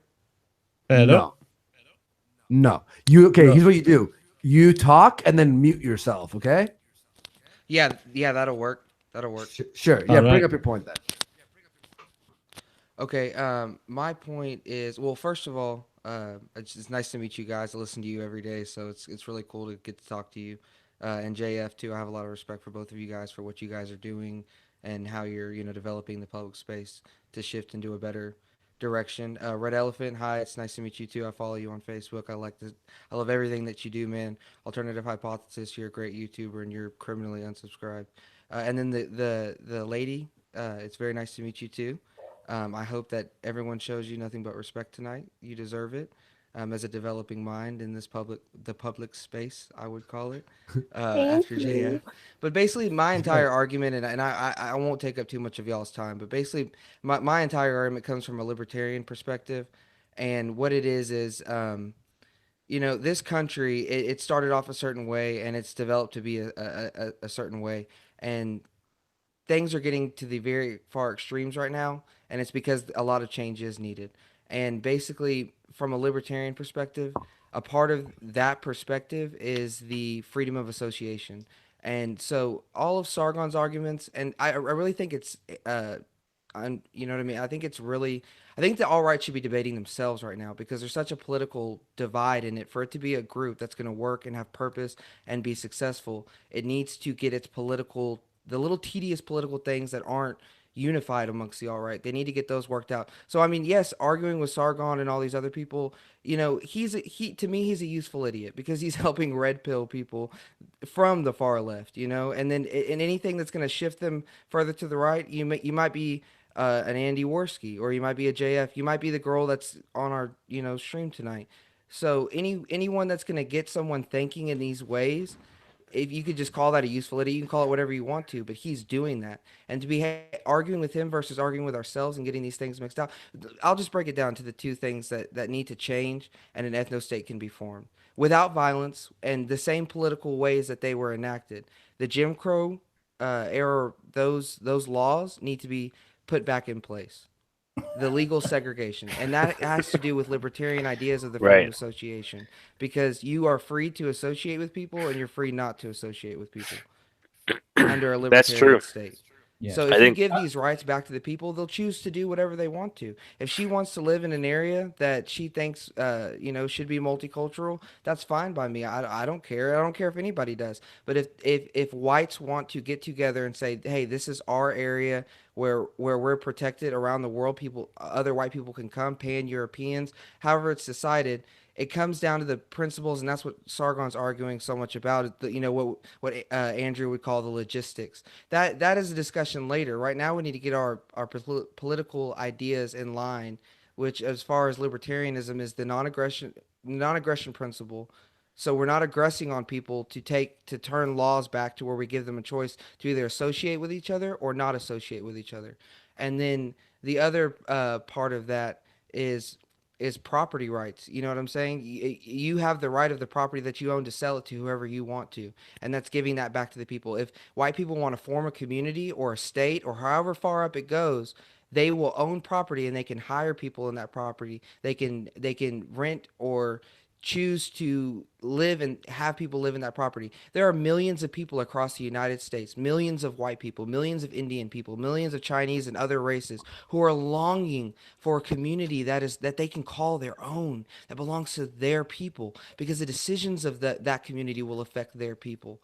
And everyone is so divided right now, and that's why it's online. Everyone's so divided online, but you know, we see that in every aspect of our life through this multicultural Marxist little space that we're living in. And so, you know, millions of whites, if they are given the opportunity to freely associate or not associate with other people, they would choose to live amongst themselves. That's just a basic principle of human beings. We are tribal. We are biologically that way. And so I'm going to shut up. I'm going to mute myself and just listen to some of y'all's response. right. And Yeah, that was. I mean, that was a go very ahead. good way of putting it there, and I completely agree. I mean, as aside, well, as far as like the association part, I mean, it's just like even Muhammad Ali said, the red birds fly with the red birds, the blue birds fly with the blue birds, so on and so forth. But your comment about how the alt right is not completely. I mean, yeah, I mean, no one has this like hive mind thought process of how things should be done. I mean, you have some national socialists on the alt right, you have capitalists on the alt right, you have, people like Jared Taylor, who basically espouses what you just talked about and freedom of separation, because he says that, yeah, when it's left up to their own decision, they do want to segregate. He references many times Sunday. Can Um, I jump in for just a second on that point yeah, go before ahead. you move on to another one? I'm Okay, hearing on echo that now. point, you were saying they don't have some type of hive mind, and I agree with that. There's so many hive mind communities on the internet, and no matter what area you want to search for, you could find that the world is flat in a hive mind community. That's not what I want to build, and that's what I don't think the goals of the alt right should be. The goals of the alt right should be a political party, but they can't unify as a political party if they're divided as a political party in the philosophical ideas of that party. And what I'm saying is that if they get together on those philosophical ideas, instead of arguing with Sargons and other little distractions that are good blood sports on the internet. Don't get me wrong, I love my blood sports. I'm listening to it every day. But if they get codified as a unified party, and which is something that Jared Taylor, in my idea, espoused to, he called it the Renaissance Party or American Renaissance. But if we had a Renaissance Party, if you look at the definition of Renaissance, it's returning to an older state. And in all these principles that the alt-right has is returning to an older state, a state where human beings acted and lived in societies that were more like human beings, that faced their tribal nature. And so what I'm saying is yes, we shouldn't have a hive mind, but at the same time, they need to get codified on something so that they can be more impactful. All right, I want to hear the answers of every speaker before, and then we'll go back to you, Critique, to hear your overall view. So, Red Elephant, keep going. Oh no! So yeah, what I was just saying is that I think Jared Taylor agrees with Critique on the way that it should be done, and he said that it was just by a free. He talks about just a freedom of association type of a segregation, to where we don't have all this forced integration. We don't have all these things that basically preach and advertise diversity and multiculturalism and all these different things. We saw the Verizon Wireless Super Bowl commercial where we're all equal, blah, blah, blah, blah, blah. There's lots of things that we can do. I mean, obviously we need to have a border wall. Obviously we need to end the diversity visa program. Obviously we need to end chain migration. 70% of the immigrants that come here come by way of chain migration through family ties. And so we have absolutely no way. I mean, do you think that they're actually checking them for what monetary benefit they're going to bring to this economy? Do you think that they're checking them for IQ? Most of these people don't even surpass high school. I mean, if you look at the statistics on it, they get a little bit of high school, they drop out of high school. Hispanics have, I think, the highest, even higher than blacks, of high school dropout rates. So I think that I kind of agree more on the Jared Taylor and his beliefs are as far as like an ethno state goes, and to where it's a part of the country, right? There's freedom of separation, and if if people want to live in a multicultural society, if people want to live in a multicultural neighborhood, then they can do that. But 9 times out of 10, they're just not going to want to. I'd like to bring up something that Black Dawn just threw $20. Thank you very much for the donation. He said, someone correct me if I'm wrong, but did this guy just call himself a libertarian, but also wants to bring back Jim Crow? The fuck? Yeah, Critique, what is your position on this super chat? Critique. Anyway, before we get to him, let's go to Ryan. You're muted, by the way. Okay. I'll respond to talking about the Jim Crow. I think Critique, he's referring to, I guess there's sort of 2 categories of Jim Crow laws. One is sort of the forced segregation, and the other one was just the allowing whites to discriminate. Like, what's perfectly consistent with like libertarian ethics is having a diner, for example, that says white only.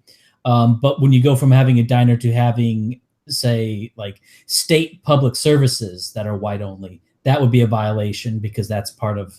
So there's sort of a difference between forced segregation and just allowing quote unquote voluntary segregation in the context of libertarian private property. So those are 2 different things, and I think Critique should probably differentiate those 2 better. But at the same time, you could say, I don't really buy into the private public distinction as hard as I used to, but whatever. So I think that's how I would respond as a libertarian. But what was the other thing we were talking about? So, well, I will answer then if you don't remember, and if you remember your answer after my answer, you can say it. So to me, critique the culture. Your 2 ideas work together, but they don't work alone.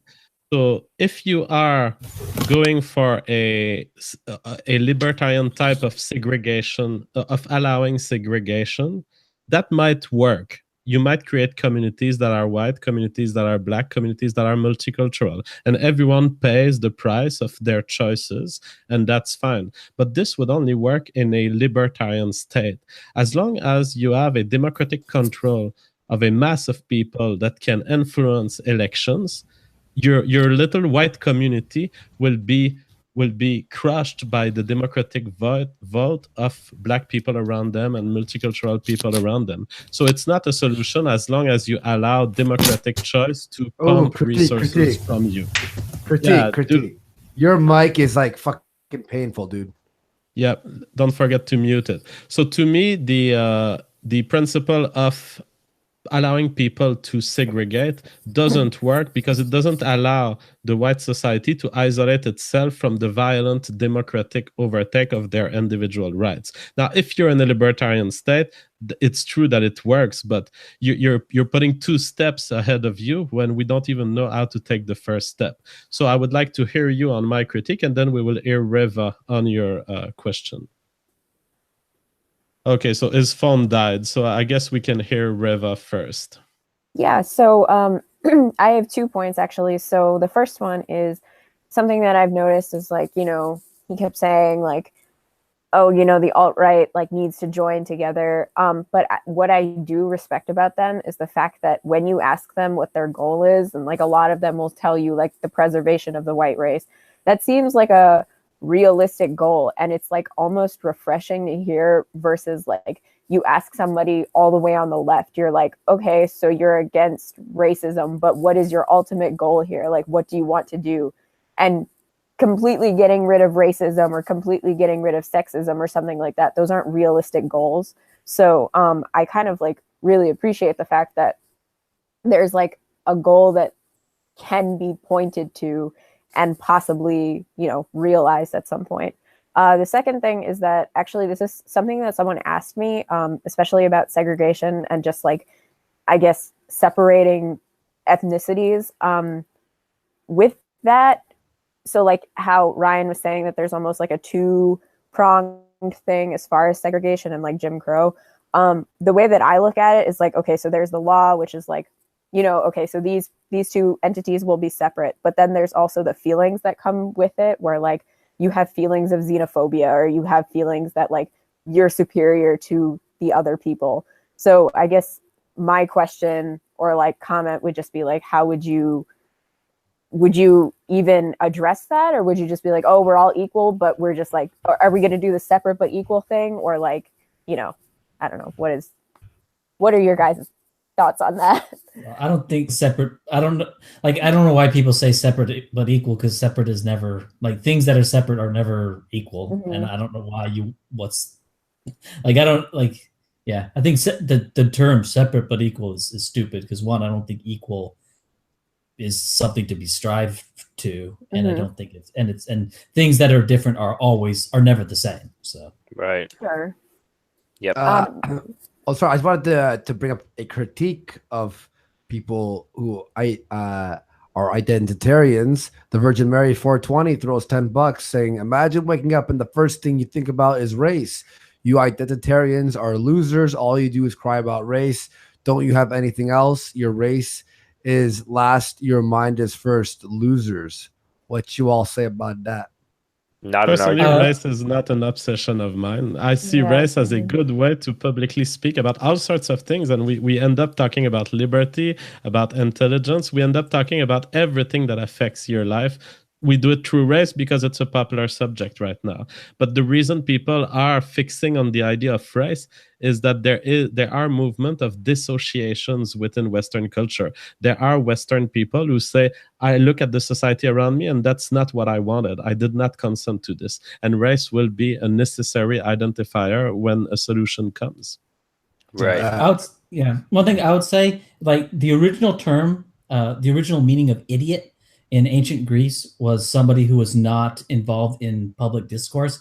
And I would say that right now, if you're not involved in race politics, that you're really not involved in politics. That it's, I've looked at polls, and basically 81% of blacks identify as black, and like less than 40% of them identify as American as one of their top 3 identifiers. Right. That was by Pew. Yeah, that's by Pew. So race is like, so when you look at how people actually identify themselves and how they actually see the world, if you want to engage in politics as it actually exists, you have to engage in race. And so if you're engaging in non-identity politics, quote unquote, you're not really, you're engaging in, I guess, what is technically politics, but it's marginal. Like it shouldn't be identity politics. That's just politics. Non-identity politics is what needs to have a label on it, because it's non-identity politics that's actually weird. So I think all politics are actually identity politics. If you ask, I mean, if you just look back at the Truman presidency and you look at the Roe Clifford memorandum, basically what that memorandum stated was how they're going to win the presidency. And a lot of people didn't think he was going to win. But this Roe Clifford memorandum kind of outlined all these different policies that were strictly based on race. So everything is based on race when it comes to politics. Everything is based on identity when it comes to politics. They said, we're going to go after the Jews. So we're going to, the state of Israel, we're going to, in New York, we're going to get the blacks in Chicago, we're going to get their vote, and how they're going to do that. And this memorandum outlined all of those different things. Yeah, maybe not all. I think there's Well, some I mean, people who are still. if you look at the Roe Clifford, right, exactly. But if you look at the Roe Clifford memorandum, is about groups identity stuff. Right. And then if you just look at, like I said, it's not an argument when someone says, "Oh, come on." Ask a black Trump supporter why he voted for Trump, and 9 times out of 10, he's going to say because he's going to help the black community. It's just like whenever it's pro-white, then it's racist. It's obvious. It's ridiculous.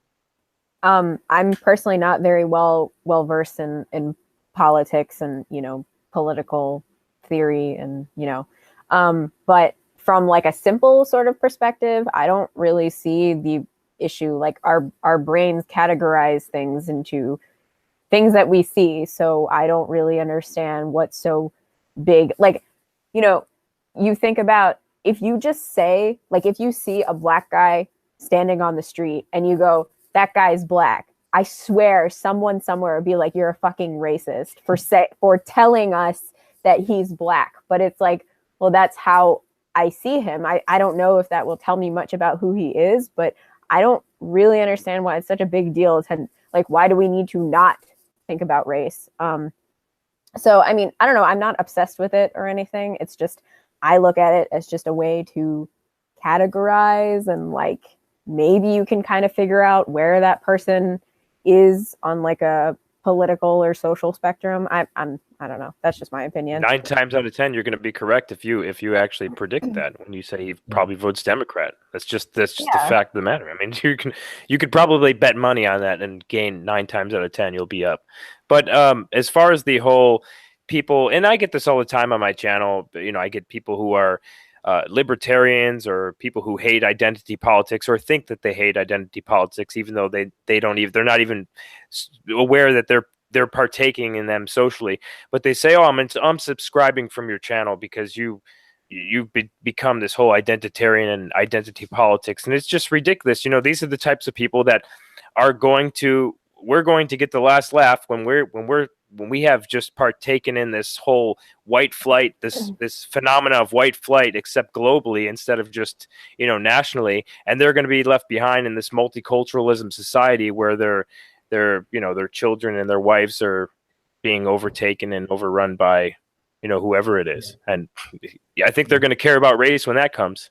Yeah. A super chat of Black Dawn to All-Type. He says, I don't think the All-Type understood the precedent of separate but equal. It didn't mean the race was equal on biological and social graces, but equal in the eyes of the law and right to fair prosecution.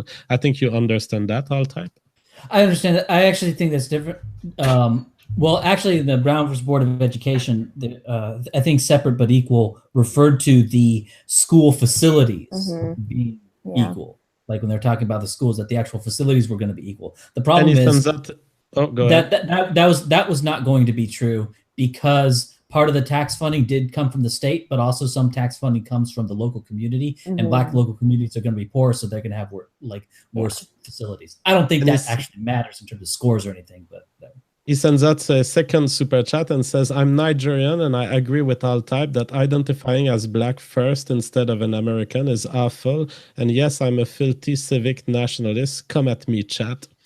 I don't think it's awful. Come at him. That's how it is. I think it's... We have a question actually for Reva. Queen of Bands threw $2 to say, does your boyfriend identify as black?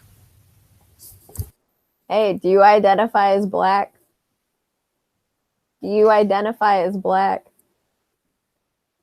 American? Like you identify as an American? Our guy. Okay, yeah. Our guy. Yeah. There we go. There we go. So, yeah, there you go. Oh, can I respond to the... Yeah. Oh, I forgot his name. The critique guy's question. Okay. Yeah, I just remember what I wanted to say. I think what I would say is that the alt-right is not as disunified as you might think on first glance, because there's like a lot. Can I respond to the? Yeah. No. With this terrible mic, you just mute it. We hear All-Type, and then you will respond. Okay. I think I would say the critique guy's question. Ah, Okay, just remember. I think what okay, Andy, okay. I'm feeling communism coming through my ears. Okay, yo, go one more time and it's a kick, okay? I would say. Okay. Critique, don't you dare unmute your mic. Okay. I will shit on your soul. Okay. I guess my response to critique is that I don't think the alt-right is as disunified as it might appear, because a lot of like the arguments, that's what sort of flares up. The agreement is silent, right? So when basically like when Mike Enoch and Richard Spencer and me agree on something, you don't hear about it. You only hear about the disagreement. So basically the disagreements are amplified. And also like Jared Taylor's sort of live and let live mentality. The thing is, I haven't done a poll or survey, but I know that's basically how Mike sees things.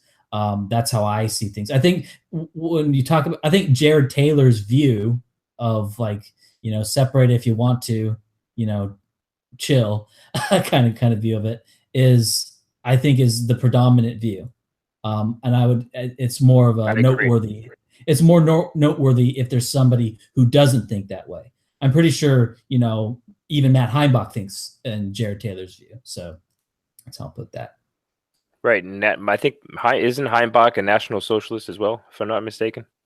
Yeah. Matt Heimbach has other things I personally don't agree with, but I would say that he's basically, a sort of like all the alt-right are pseudo voluntarists, like not necessarily libertarians or anything, because there's no like alt-right economic platform at all.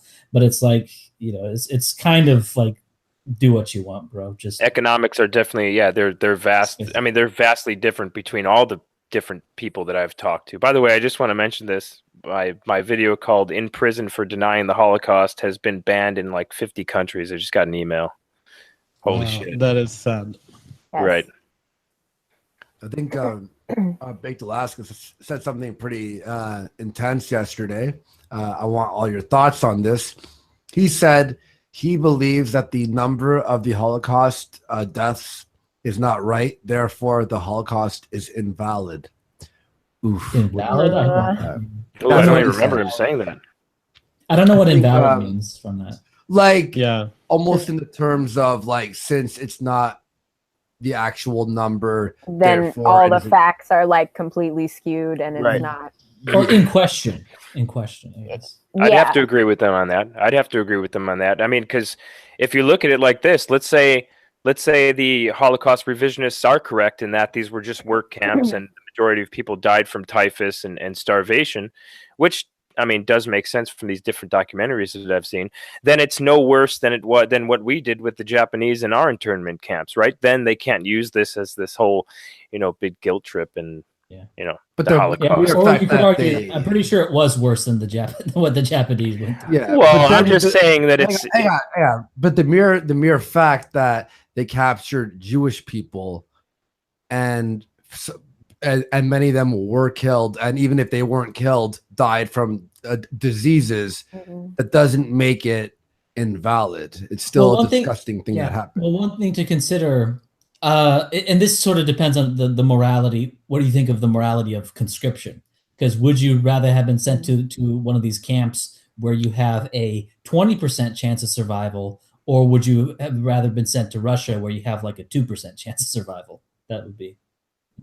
That's a good point. Yeah, I mean, they even had like another thing to take into consideration is how much of the people in concentration camps were political opponents and were effectively what we would call today terrorists against the German government.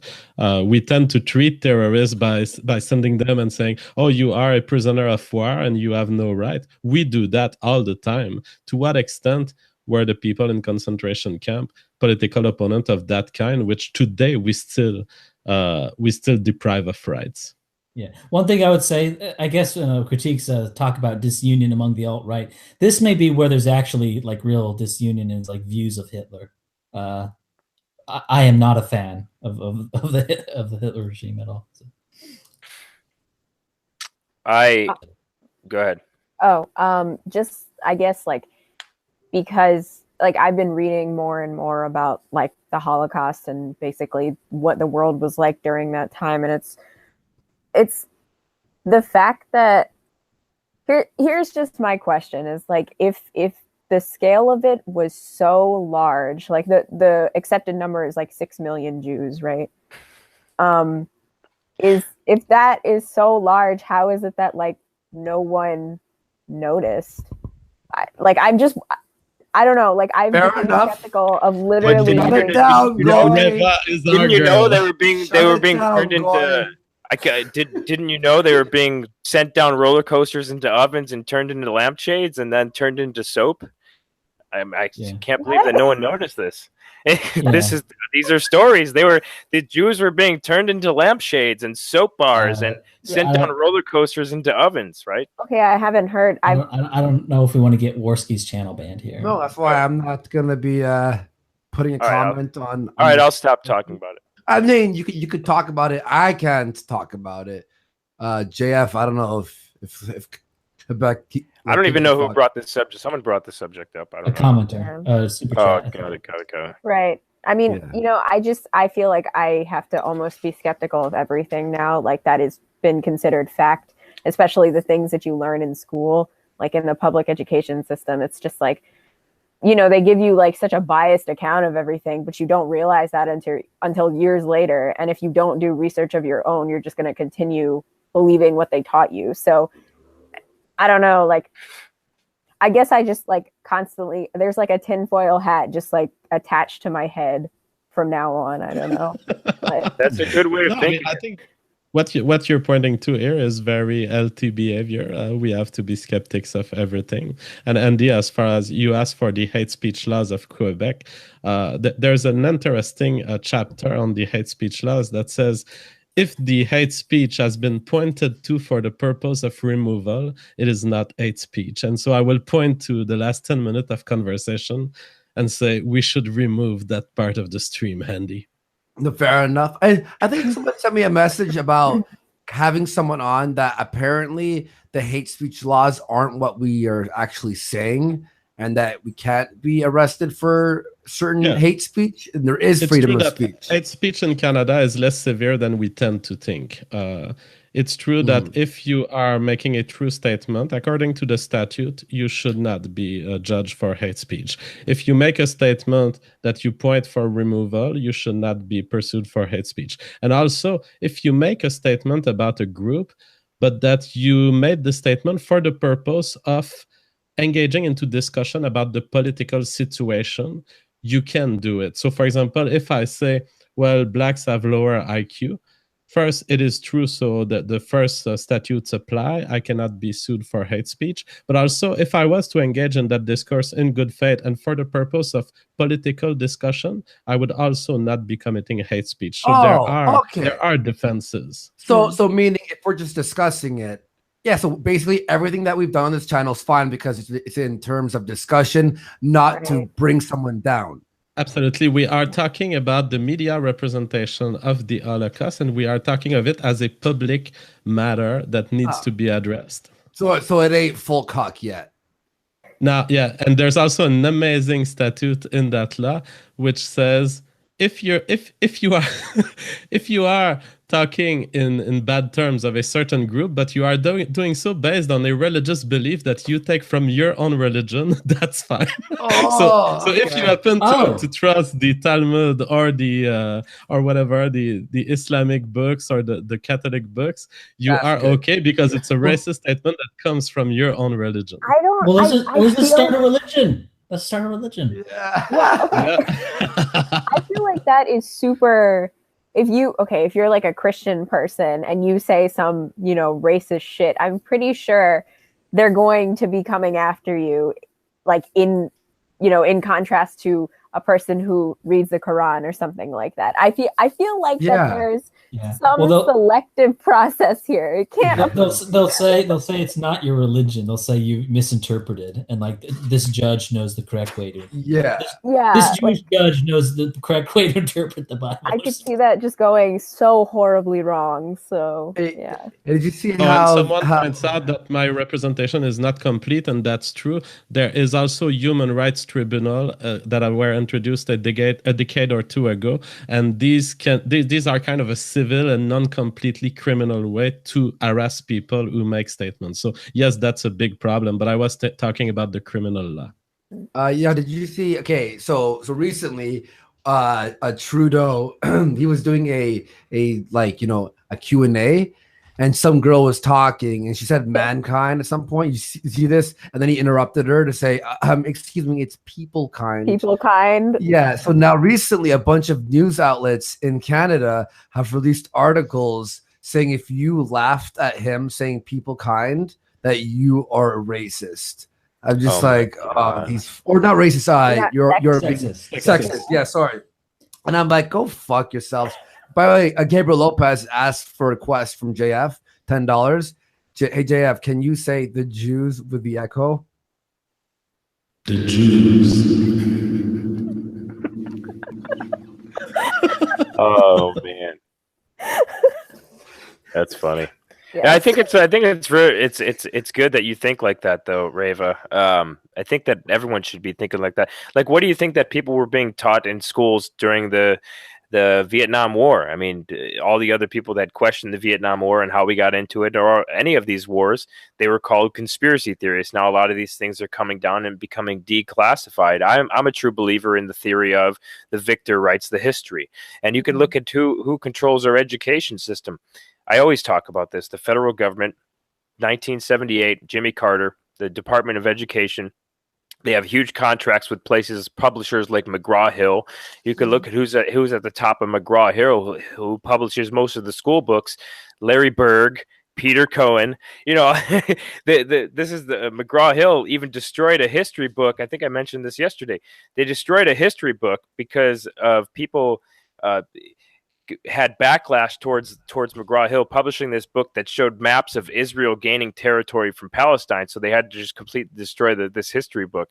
So we have to question everything. And I think that more and more people within them, especially Generation Z, are doing that. Like I said, with the more access to the internet and things like that. Yeah, there's a great article on Cracked, which is a horrible website, but has this one good article on a guy who wrote a textbook.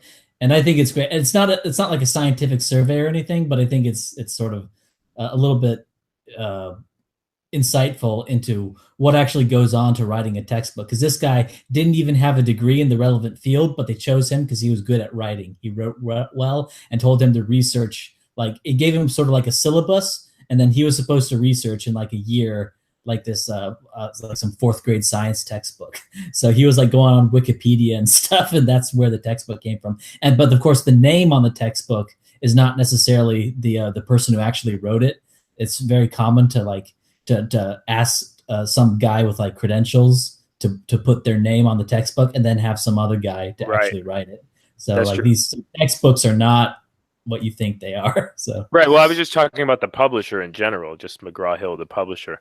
But yeah, I mean, we should be questioning these things. I mean, look at how many things have been declassified that people were called crackpots for thinking, 30, 40 years ago.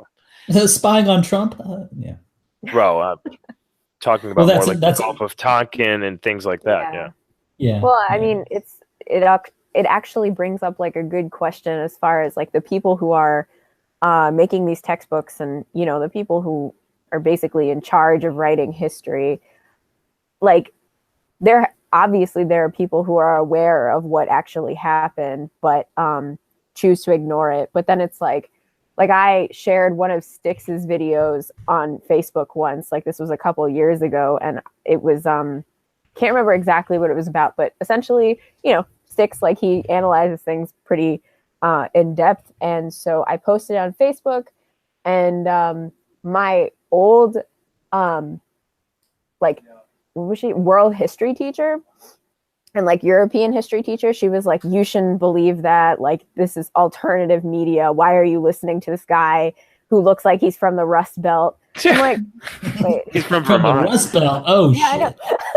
He's from Vermont. I know he's from Vermont. Yeah. I'm like, wait, one, what's wrong with being from the Rust Belt? Two, he's from Vermont.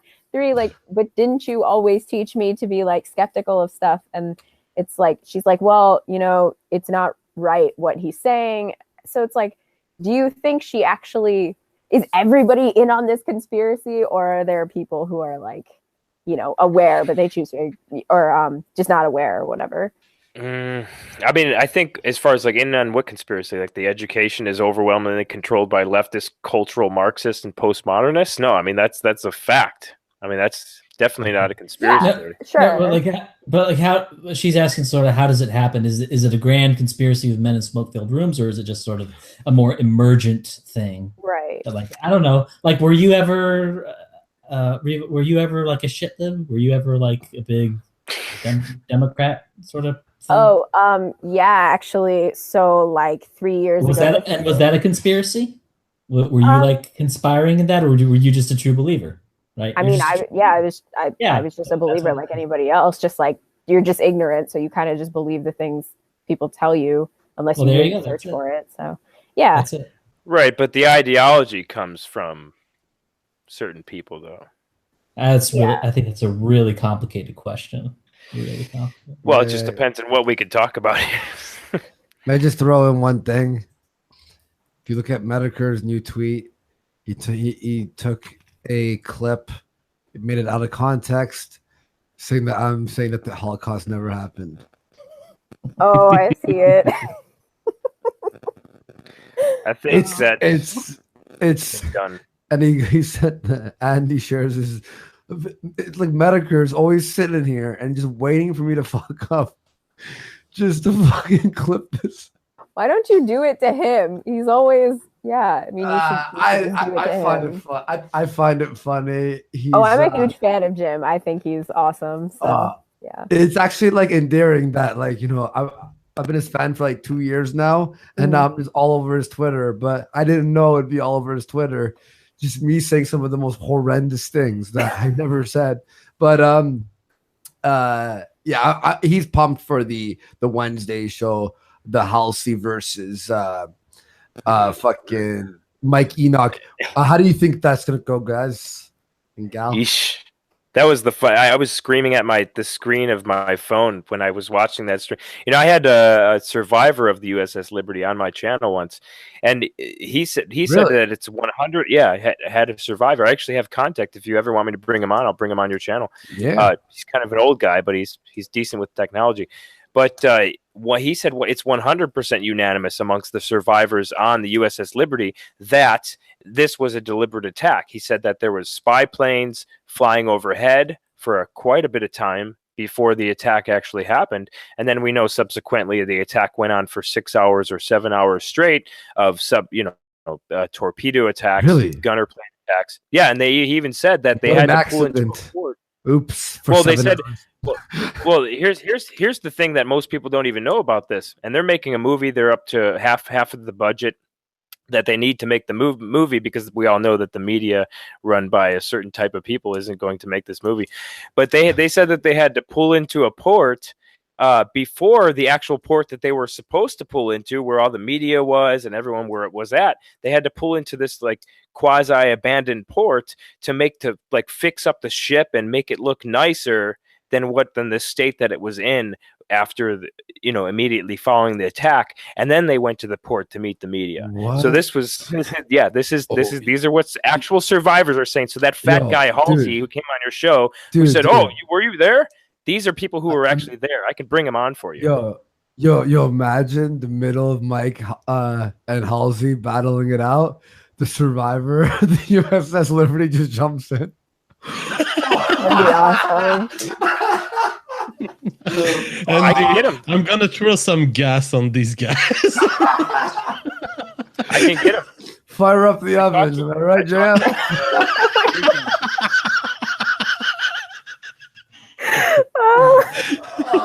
I wonder how Medicare could just get Medicare. I was gonna say, Andy, you are giving him like so much ammo. You're not like, wow. I think that would be awesome. I think I think that Warski Live is the only platform where you could see that happen. Yeah. Oh fuck. Actually, But that would be a Phil Turney is his name. I can get him on. yeah, man. Yo, stay in contact with me. Jeff, what are you feeling? You feeling a final thought soon, or what are you doing? Yeah, I think we can do final thought. I wanted to comment on a previous super chat. People have asked Mr. Dapperton to come. He sent me a message saying, I don't do live debates because of crippling social anxiety and most importantly, a pretty severe memory issues. Can't keep what I'm saying in mind and I constantly forget what I'm talking about. Like my mind goes blank several times a minute. Also, on top of that, I'm not an experienced debater. I'll have to decline. But thanks for the offer, though. Love your work. Yeah. And so a lot of people want a lot of people in, but it's important to understand not everyone is even capable of making sentences that make sense in a debate. Right, Andy? Yeah, no, and I've asked him before, back when Warski Live was the old format before. Even he declined then. He's like, I'm not really good on live shows. He's just not. That's not his forte, if you will. All right. So maybe we can go around the table and ask for concluding thoughts. And tomorrow, we'll say what time are you available? You said 8:00. 8:30 p.m. We will have a call-in show. Get ready, get on my Discord, and prepare your freaking microphones. Yeah. I swear to fucking God, if you're done. You are out. We'll do call-in show tomorrow, and then Wednesday's the big blood sports battle. So we're pumped for that. And again, I had a lot of fun on this conversation. It was more of a chill stream, and it was good to get some thoughts out and nice discussions. A brownie with opinions. You were excellent. The chat loved you. I see people are subscribing to you. Go check her out and subscribe, as well as the Red Elephant. I have his link down there, and the Alternative Hypothesis. As always, having you on is always fantastic. Brownie, do you want to start? Sure. So this was like a really cool thing to do because I've been watching you guys for a really long time. So this is pretty cool to be able to participate. I definitely have a lot of reading up to do. So, and it's funny because I'm excited for, Wednesday, but oh my God, there are 100 people subscribing. Anyway, I'm really excited for Wednesday, but the only time, the reason that I heard Mike Enoch was even a thing was from your stream with Laura Loomer. So it's pretty cool. But anyway, thank you so much for having me on. This is really cool. So I'd hope to have you on again soon for sure. Yeah, that'd be really great. Yeah. And we'll go with Red Elephant. What's going on, man? Hey, yeah, it was great to be on. My mic's a little bit shaky, right? And it's okay. Testing. It has a little buzz. Not sure why. Anyway, it was great to be on here, and no real closing statements. I liked all the opinions that were shared here, and thanks for having me on. Yeah, man, definitely. Again, check out his channel, The Red Elephant, and Alternative Hypothesis. I'm just happy to be on because it's important to in people's minds they hear the word ethno state and their imagination just fills the void with all sorts of stuff, and I'm just glad to just be on and say here's a very it's very we just have an area, it's just us, we're not doing just to sort of explain it and a very that it's actually a lot more normal, a lot less insane than a lot of people think. I'm just sort of glad to be on and talk about that and deal with that sort of misconception. So that's why I'm glad to be on here. Yeah, man. Always great to have you on. And we hope to see you guys again very soon, and we'll do our post show. Thanks for being on the show, everyone. Thanks. Bye. All right. We'll see you soon. All right. That was cool, man. Nice chill show there. Yeah, it was very balanced, and I think we have to add toward having more people like Brownie with opinion on air. I think she showed courage, and you see, she didn't get destroyed. She just respected us, and we respected her. Yeah, man, and yeah, everyone who's I think she's gained almost over 200 subs. Thanks for everyone for subscribing to her. She was a fucking really cool chick. And look, while she may have not, she agreed with a lot of things. But while she's a minority herself, didn't get all pissy, didn't get all offended. And the chat ended up liking her. Some people were saying like the some racist things, but nothing too extreme. And she took it like, with class and just laughed about it, laughed at the racial jokes, didn't give a fuck. Her boyfriend's watching, half black, half white dude. We said some jokes here and there. You didn't hear him fucking storm and get all pissy. That's the respect that You're that saying nothing too racist. There's people making sign in the Warski ghetto showing how to use the toilet. I mean, you know what? When they make the poo sign and they're like no sign and then toilet sign, they're essentially implying that some races don't know how to use a toilet. But she took That's it with kind of fucking extreme. joke. Yeah, she took it as a joke though. Who gives a shit? And people are subscribing to her, so obviously people aren't upset or anything like that. So and someone just said, I'm such a fucking joke. Good, I'm glad. If I'm a joke, then I'm a pretty good fucking joke who's working it out. You know what I mean? Yeah. Cool show. Man, I'm so pumped for the Halsey versus Oh yeah, I was actually thinking about making a trailer about it, where like Alcy would come in with a chainsaw, and it would be like, "It's time for Valentine's Day's massacre. Tell your boyfriend you love him."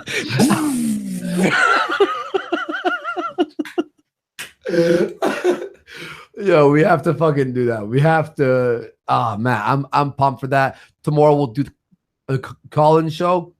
What is the link again for everyone who wants to start signing up right now to your Discord? It's discord.jfg.world. And you fixed the audio so you won't have to be muting and changing audio levels the whole time? Yeah, I fixed it. Beauty. Awesome. All right, you ready for some super chats? Yeah. We did read a bunch during the show, so that was good. So let's smash that out there. Make sure I don't have any links of the making sure I don't have the link of the show there. All right. Toad, I read his super chat. Thank you for donating, Toad, you piece of trash. Shrooman, $2 for Jew Crusher 420. Spend it on trailer parking. Some kind of taco, $2. Show Bob. Dreadmaster, $5. Andy, look into the color of crime report on American Renaissance. What would that show me? Or simply that minorities commit more crimes. Oh, I know. 52% of violent crimes are caused by 13% of the population, which is black people. And then if we dwindle those numbers into age, we're looking at like what, 4 or 5% of the population, or even less. Yeah. Young black male are causing a lot of crimes. That is a fact. As I said before, Aunt Jemima ain't the one fucking raiding the liquor shop. There you go, Medicare. The bastard, $2. Thank you. Truth Seeker, $5. We are all Paul Nealon. Sponge, $2. A 2-year-old. I read this to her. I want this brownie to sit on my face. We're so disrespectful to be reading these super chats, but it's too funny. A critique. I did check my email. Thank you. King Kalma, $10. And he wants juicy mud flaps. I did read that one too. Critique, $5. I did read that. Thank you for being on the show. Next time, please have a better mic, or at least try to figure it out before you hop on. Jojo Pistachio, $10. Alt-right. I need help. I want to preserve the white race, but I really want to plow dumpsters. These guys don't give a fuck. These guys don't give. I can't find it. Damn it, $5. She can join my ethno state anytime. That boyfriend's got to go though. Sorry, rules are rules. Glass half empty. $5. But JF, does she poo in Lou? Bradley Lorenko, old buddy of mine. What's up, man? How you doing? $10. As always, keep up the good work, Andy. Thank you. I think you read this one, the Karen Bins one. That was $10, right? Thank you very for donating. Tyler, $5. I have a question for JF. Do you consider Andy Worski as white? Also, Andy, do you consider yourself as white? I'm pork chop. I'm making the video about this very soon, and yeah, there are definitions of white where Andy would be included. You can be extremely detailed and say, oh no, it's just the French and the English and the Slavs, but I don't think there's many definitions in which Andy is not white. I am white, in my opinion. Okay. I am white. Or else I'm shutting it down. Bill Z. Bill Z, $2. Sargon is a British supremacist. Malcolm from the North, who I messaged, I want to have him on the show soon. His a black gentleman, very, very cool dude and good friend of mine. He's available sometime next week, so maybe we'll have him on. He throws $5 to say, who's worse at debating, Sargon of Akkad or Candace Owens? Seriously though, all we've been seeing is master class in how not to debate lately. I agree that that's why we're doing what we're doing here. We're trying to keep them on track. Yeah, man. I think your tweet, you took a little swing at the debate yesterday. What was that about? Yeah, I mean, I attacked Andrew England because I don't think he's good at keeping Sargon on track. And he's very emotional, and I don't think his ideas are very good. They're not defensible. Essentially, he's suggesting a race war. But the thing is that they fight back. The people you want to taste, they will not just be tased away. They got AR-15s. Wait. So we're not having a race war? I mean, Andrew England seems to be pushing for it. But we're not for a race war, you and I? Personally, I'm not for a race war. No, that's why I'm a libertarian. Fuck. That's why I say if there is to be an ethno-state, it should be done in non-violence, or All at right. least as an act of self-defense against violence. All right, you're fired. Not pure enough. The purity spiral of Sargon happening right now. Just kidding. Scott McLean, $5. We need a YouTube celebrity death match, round 1. Backwards parentheses Andy Raceworski versus parentheses Destiny. By the way, did you hear on February 18th or 19th? Twitch is actually going way stricter on their rules, but they're also doing a retroactive look on what people have done and on other platforms as well. Nice. Meaning, maybe Destiny will be kicked. You know, I don't want to go after a man's source of income. I already warned him. I warned him. I'm like, dude, you leave me the fuck alone, all right? I have a clip of him telling everyone to go bully Bunty that he did the other day. He goes, everyone, I don't give a fuck. Go bully Bunty. Bunty, out of all people. He's just like, ha ha. He was like happy and shit. Like, Destiny, stay out of our lives. Thank you very much. I read this one from Supreme Pork Sword, who is a regular donator. We appreciate you and we love you. Thank you very much. Pizzagate is real. 504, $2. I wish JF would read me bedtime stories. Vince, number 1. You want to read on for a little bit? All right. So Pop TV, $20 US. Thank God you're streaming. I have a 3-hour drive home from Disneyland. Wow.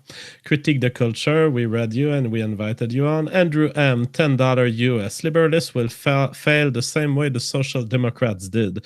They have no power outside of the internet. The alt-right/alt-light is a much better group to fight the current progressive zeitgeist. I agree. Gabriel Lopez, $10. JF no states now. Well, that sounds weird, but it's cool for you, from you to have thought about this. Yo, we have to stop making t-shirts, by the way. I want to talk to you about making t-shirts. That'd be a good fucking t-shirt. JF, no I state. want t-shirts with attitude. Yeah. Vinny S, $20, $20. Call Love Life and Anarchy to talk about the JQ. Sure, we can do it. Andrew M, $5 US. The Antarctican JF No State will rule the public space. I thought of a Oh, funny yeah. shirt. It's me in the kitchen with like a chef hat on, and I'm beside an oven, and it says, "I swear I'm just making a pizza." My God, this is more hardcore than I even thought.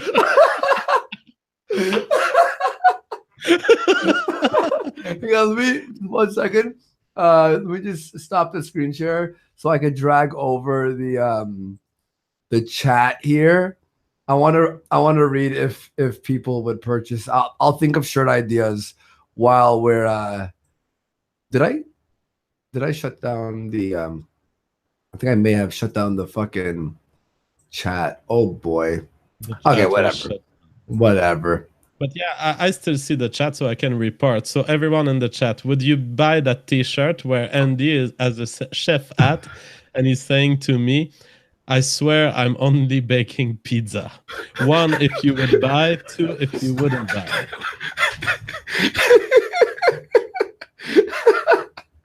That's such a hardcore shirt, dude. Oh my God. All right. People say, "I want that shirt." Yes. 1. There's like a 5% cock population in our stream, but All right. 95% would say yes. Okay. All right, so we have Andrew M. We have Truth Demon, $5 US. Hey, if Ryan's still there, he was gonna correct Sargon. All right, I read that to Ryan earlier. Deck Ape, $5 US. Irish were treated like cattle at one point, but nobody likes to bring that up. Pop TV, $5 US. I just got cut off by some Asian dude. That ethnostate thing is looking real nice. Every bad driver helps us toward our goal of the Guy Jissy, $5 US. Want to discuss the debate? Join the Radical Politics Discord. Right wing but lefties welcome. Just be ready for bans. Discord GG, and then he gives the address. People will be able to join. Gabriel Lopez, $10. The higher the IQ, smaller the dick. We read that one, and now you can scroll. Love it. Gabriel. Here, I'll read a little bit.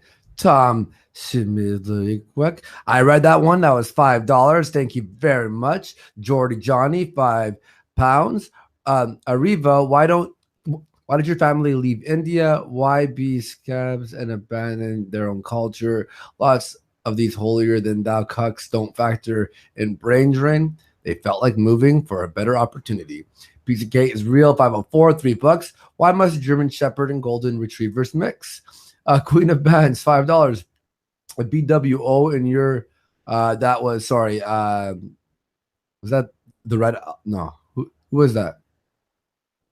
Brownie with hopping. Oh shit! Yeah. Sorry, I'm thinking of Riva. In your video, you said your culture, you value your culture, but are dating a half black / white man. You're ending your cultural line with this choice. No. Andrew M, $10. Allowing slavery was the worst. Yeah, I read that one. Thank you, Andrew. Charlie, $20. I read this one. It's about the sign redesign. Like I told you, Tuesday night, Chris will be swinging on in here. Well, I'll be doing some stuff, and we are setting up the new studio. I'm very excited for that. It's all because of your support, everyone. Thank you so much. Pizzagate is real, 504, $2. JF's voice butters my bread. Cheered Vance, $5. Arriva VT has some of the loosest firearms laws in the country. It's not firearm accessibility. Caesar did nothing wrong, $5. Where does white culture come from? That's the question that girl needs to ask herself. Simple Living, $5. Great stream, guys. Thank you very much. Alsja, read that one. I read that one. Thank you for the $10. We appreciate that. Shoot Demon, $10. We read this one, and we were looking for an MRA person to bring on the show. That'd be great idea. Thank you very much for the suggestion. Sigzex, $5. Paul Elam is a faggot then. Goy Kisi, $5. Half Pg All Writers might not be allowed in the ethno state, but they can come here and get back to fuck off on Discord. And there's the link right there. Robert Atkinson, $2. Stephen Molyneux or Sam Harris. Imagine. Steal yourself. $5. Brownie's cool, but rent seekers of the world have been raised to feel entitled to white people. Our genetics and societies, those genetics create. James Damro, $10. You guys should have no problem pronouncing Riva's name. The W is pronounced V, just like the Weimar Republic. That Indian dude, $5. Thanks for dispelling the ludicrous notion of an Indian ethno state by some alt writers. You want to read on from there? Yeah, Black Down, $20 US. Instead of indiscriminately kicking people, oh, that we've read, we talked about it with Ryan. Tidon Uraji, 20 sec. Minecraft, learn your place, game. Melanie Breterman, $5 US. The elite/globalist agenda is targeting multiple races and pinning them against each other. It's easier to kill us off if we do it for them. Causality, $5 US. Ryan Falk, why did you upload? Okay, that one you read. It, $5 US. Ryan's video about Minecraft isn't absurd. Only if you read the clickbait title, it is absurd. See the Unabomber Manifesto. Guy Jesse, $5 US. Because you can predict if people are going to contribute to society or not based on race, demographics matter more than anything. Blunderbuss, $2 Canadian. What ethnicity is the surname Folk? I think it is, I'm not sure if it is a fictive surname. I'm really not sure. The Human Shrug, $5 US. Press F to pay respect to Reva. John Wayne, $10 US. The best way to fix your audio problem is to rub butter on your laptop's keyboard and put it in the microwave for 2 minutes 30. A free tip from Twitch support. Bill D, $2 US. Don't put us in a box, libertarian. Red Pill Loose, $20 Canadian. Since the liberals in the US love Trudeau, why don't we switch places? I will take Trump and they could take the cuckold faggot Trudeau for who he is. I can't find it, damn it. $2 US. Thanks for the lesson in repeating talking points. Wilhelm, $5 US. Freedom of association is the first legal step towards an ethno-state. Listen to the libertarian faggot. Joshua Manon, $5 US. Trump is our leaf. Better ID, you take our liberal commies and then we build a wall up there too. Black Dawn, $20 US. Someone correct me if I'm wrong, but did this guy just call himself a libertarian but also wants to bring back Jim Crow? The fuck? Oh yeah, we read this. Andrew M, $5 US. The only thing that needs to bind the alt-right together is the belief that the white race must be protected. Beard Ninja, 85, $5 Canadian. Cuba claims Justin Trudeau is the son of Fidel Castro. James, $5 US. Libertarianism is a dead ID. I don't think so. The Virgin Mary, $4.20, $10 US. Imagine walking up and the first thing you think about is we read this one. All right. Do you want to continue for some? Yep. Alton Demi, €20. All of that is fine and dandy, but which one of you Gangos is going to address the GQ, not the JQ? What's the GQ? No idea. Is that the magazine Gentleman's Quarterly? No idea. Andrew M, thank you for the donation, by the way, Alton. Andrew M, $2. Can I get some 1488s in the chat? Zigzex, $5. If I believe if we end the kids of Satan, then we can fight amongst ourselves. Pizzagate is real, 504, $2. The Jim Crows were my favorite characters in Dumbo.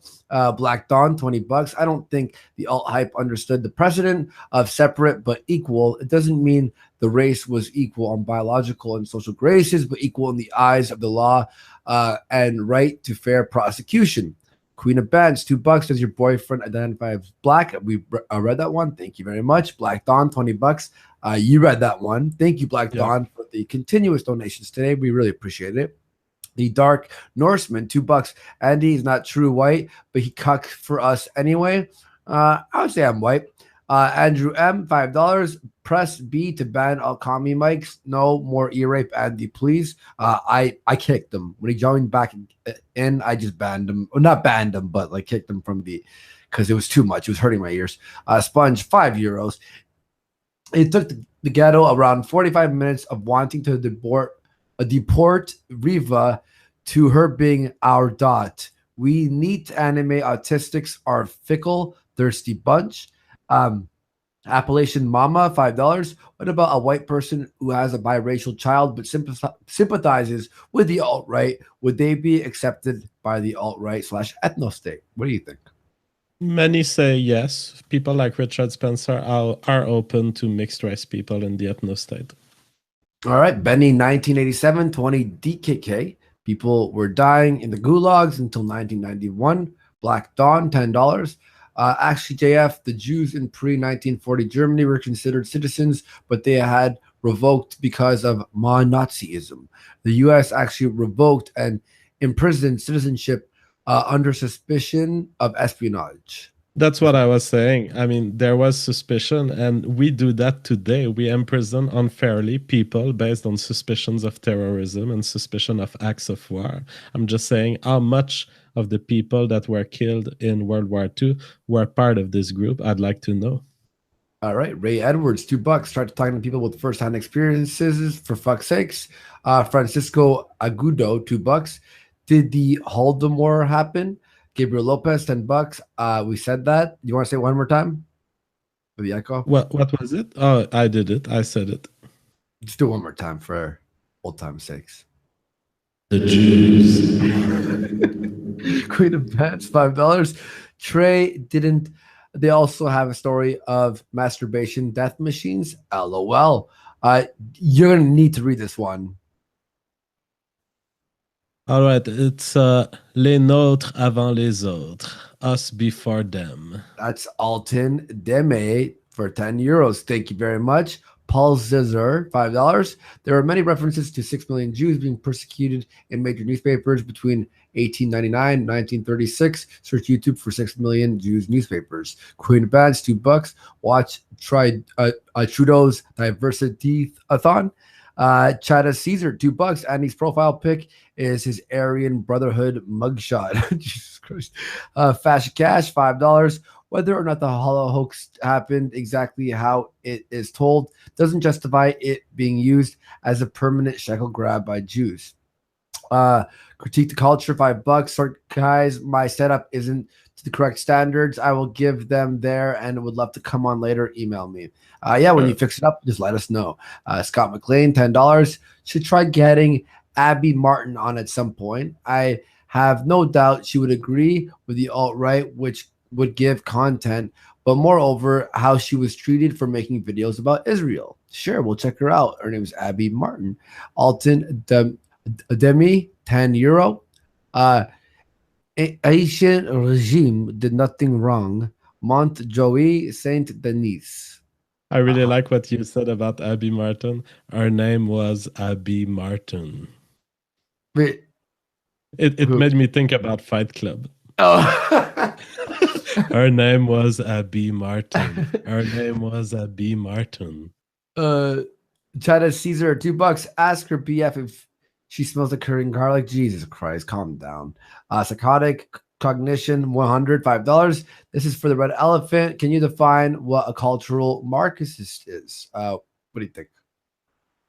Oh yeah, cultural Marxist is essentially a label because, in fact, what we call Marxist today are not so much following the ideology of Marx. And so people have looked for a different label, and it includes all sorts of things. But essentially, it's to point out that they are not necessarily within the Marx ideology. It's just what we call today Marxist. All right, but Killer, $5. Can JF comment on Dr. V. Todd Ednick Ra's explanation for the degradation of Western culture in melanated communities? Also, Bob's and Wagner Plux are poo. You're gonna read out comment. For a little bit? No, I Why? can't comment. I can't comment on this. I don't know about it. I would have to read what it is. But he says Bob's and Vagine Plux. Oh, Oh, she wanted to. So You wanted to every see. time there's a woman in the stream, you will see this. It means they want to see her naked. They're not Yeah. used to seeing women not naked and sucking dicks. Oh, okay. That's like me either. You want to read on from here for a little bit? All right. So they may 10 euros. We must. Oh no, that's hate speech, Halton. Horace Ors, $2 US. Thank you for the donation. Ray Edwards, $2 US. Confirmed. JF thinks Andy is not able to form a sentence. I think that. Yeah, he Anyway. thinks that. 6x, $2 US. How do we call in for the call-in show? I will be tweeting my Discord link, and if you guys didn't get it yet. King Kalma, $5 US. Roundtable Red Pill Sundays, weekly show where the boys plus guests Red Pill the normie of the week. Fashy Cash, $2 US. Mike is going to end Alze's YouTube career. I don't know that, but I'm sure you will do a good job. Weep for the culture, $5 US. Pound my super chat. Black Dawn, $10 US. Andy, you call Sargon a coward for not wanting to debate the alt-right anymore, but I haven't seen you debate anyone from that side, despite the fact that you disagree with them. I haven't seen debate anyone or me at all. Yeah, you don't debate them. I've disagreed with the ideas. I've said my point that I think expelling people from certain areas is inhumane. If the alt-right does want an ethno state and they can figure a way, I believe in liberty, so I believe that they should have it if people are willing to leave for whatever they offer. Violently, no, because I think it's inhumane. That's my idea. That's my position. And I have no reason to debate because I'm not claiming that I'm a pseudo-intellectual. Sargon is the leader of the liberalists and has principles. And the thing is, while I would see myself more as classical liberal, but I do have conservative viewpoints, there are some alt-right viewpoints that I do agree with, such as the anti-white narrative. And I understand the birth rates of white people are dropping, and I would like to, ixnay on the 14 words, preserve the white race.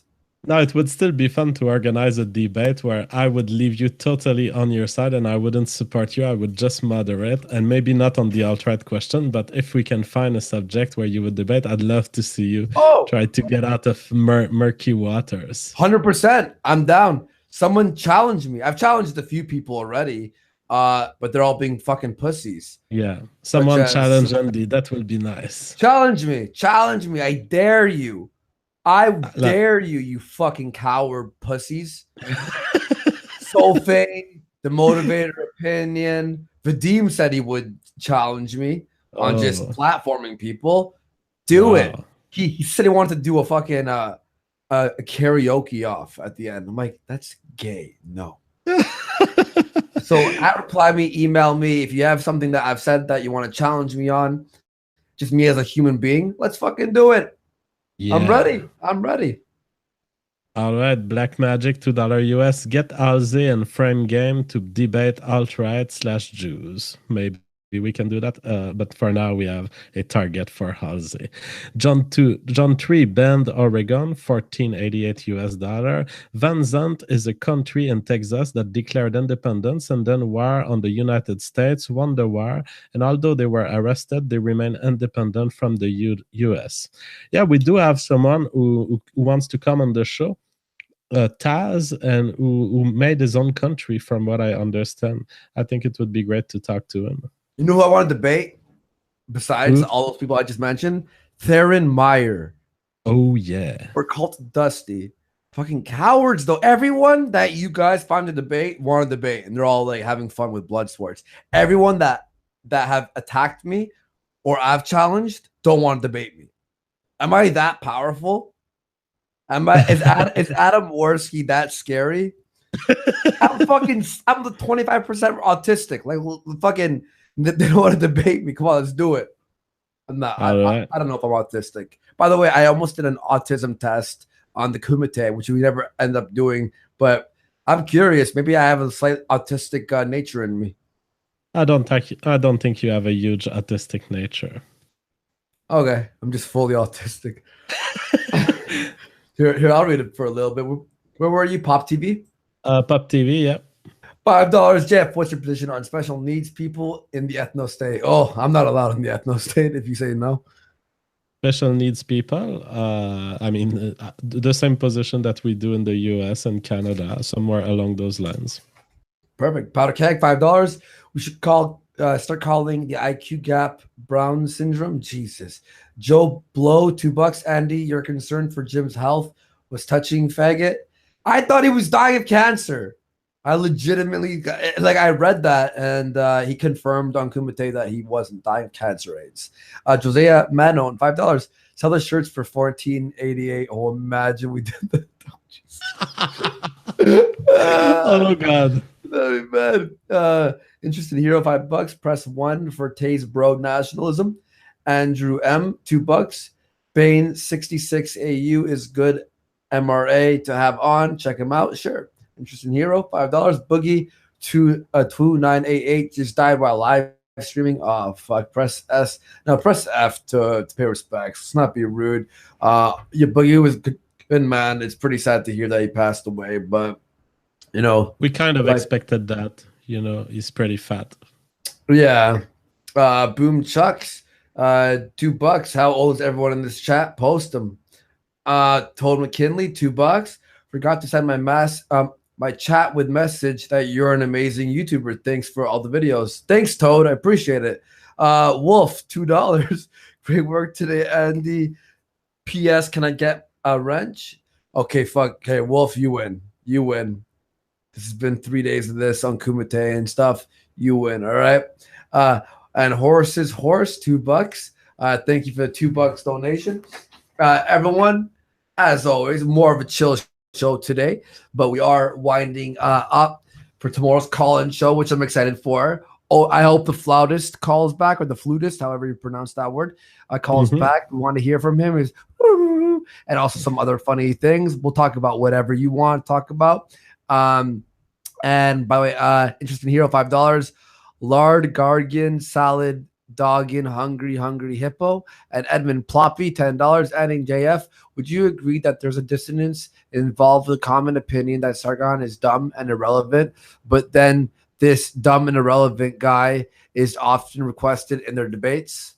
I think people request him a lot because he is the leader of the liberalists, as well as has a big following. And people have high expectations, and the expectations aren't being met, which is why, that is happening currently. I am excited for V. It's V, and I spoke to Arch yesterday, or Arch, who's going to be on versus Spencer and UJF. Spencer, I will be on the side of Spencer. See, I wanted Mike Enoch and Spencer versus those two. But V's concern and Arc's concern is that you will be a biased moderator. So you'd have to promise that you wouldn't go on anyone's side. Oh, well. I don't care. Let's go on the side of Spencer, and I'm going to fuck this Romanian up. Oh, he's going to regret. He's going to wish I was a moderator. Little bitch. Oh, shit. Fucking... fun show. What did you think, man? Oh yeah, that was great. It was a relaxed stream, and I think we discovered someone wonderful in Reva, and I hope that she continues doing YouTube, and that we will see more from her. Yeah, definitely. Go check out her channel as well as the Red Elephant, and as well as Alternative Hypothesis. Fantastic people on the show. And call in tomorrow. Follow JF on Twitter. What was your exact at JFGARIEPY, and I will be indicating the Discord link there. At JFGARIEPY. All right. And that's where you'll follow him, and then he'll put the Discord link, and then we'll take calls from you beautiful people tomorrow. Let's have some fucking fun tomorrow and get ready for the Wednesday show. Love you all. Did you just do like this Philip DeFranco guy, don't even and you fucking call them tell me. beautiful bastards? No, I said people, beautiful people. Ah, okay. I'm But not. still, it I'm sounds not a like piece of shit. Oh, you don't like him? This fucking cocksucker's way too on the fence with everything. He's like, this guy did this, but you, and this is what I think. However, I get this point of view. What do you think? What do you think? Centrism in action. That's what I think. At least I get called cuck for saying some things I disagree with, and I'm okay with it. You should be fine with being called a cuck sometimes, because sometimes it's what you have to do is just suck a dick. You know what I mean, right, JF? Yeah. I don't know what you mean.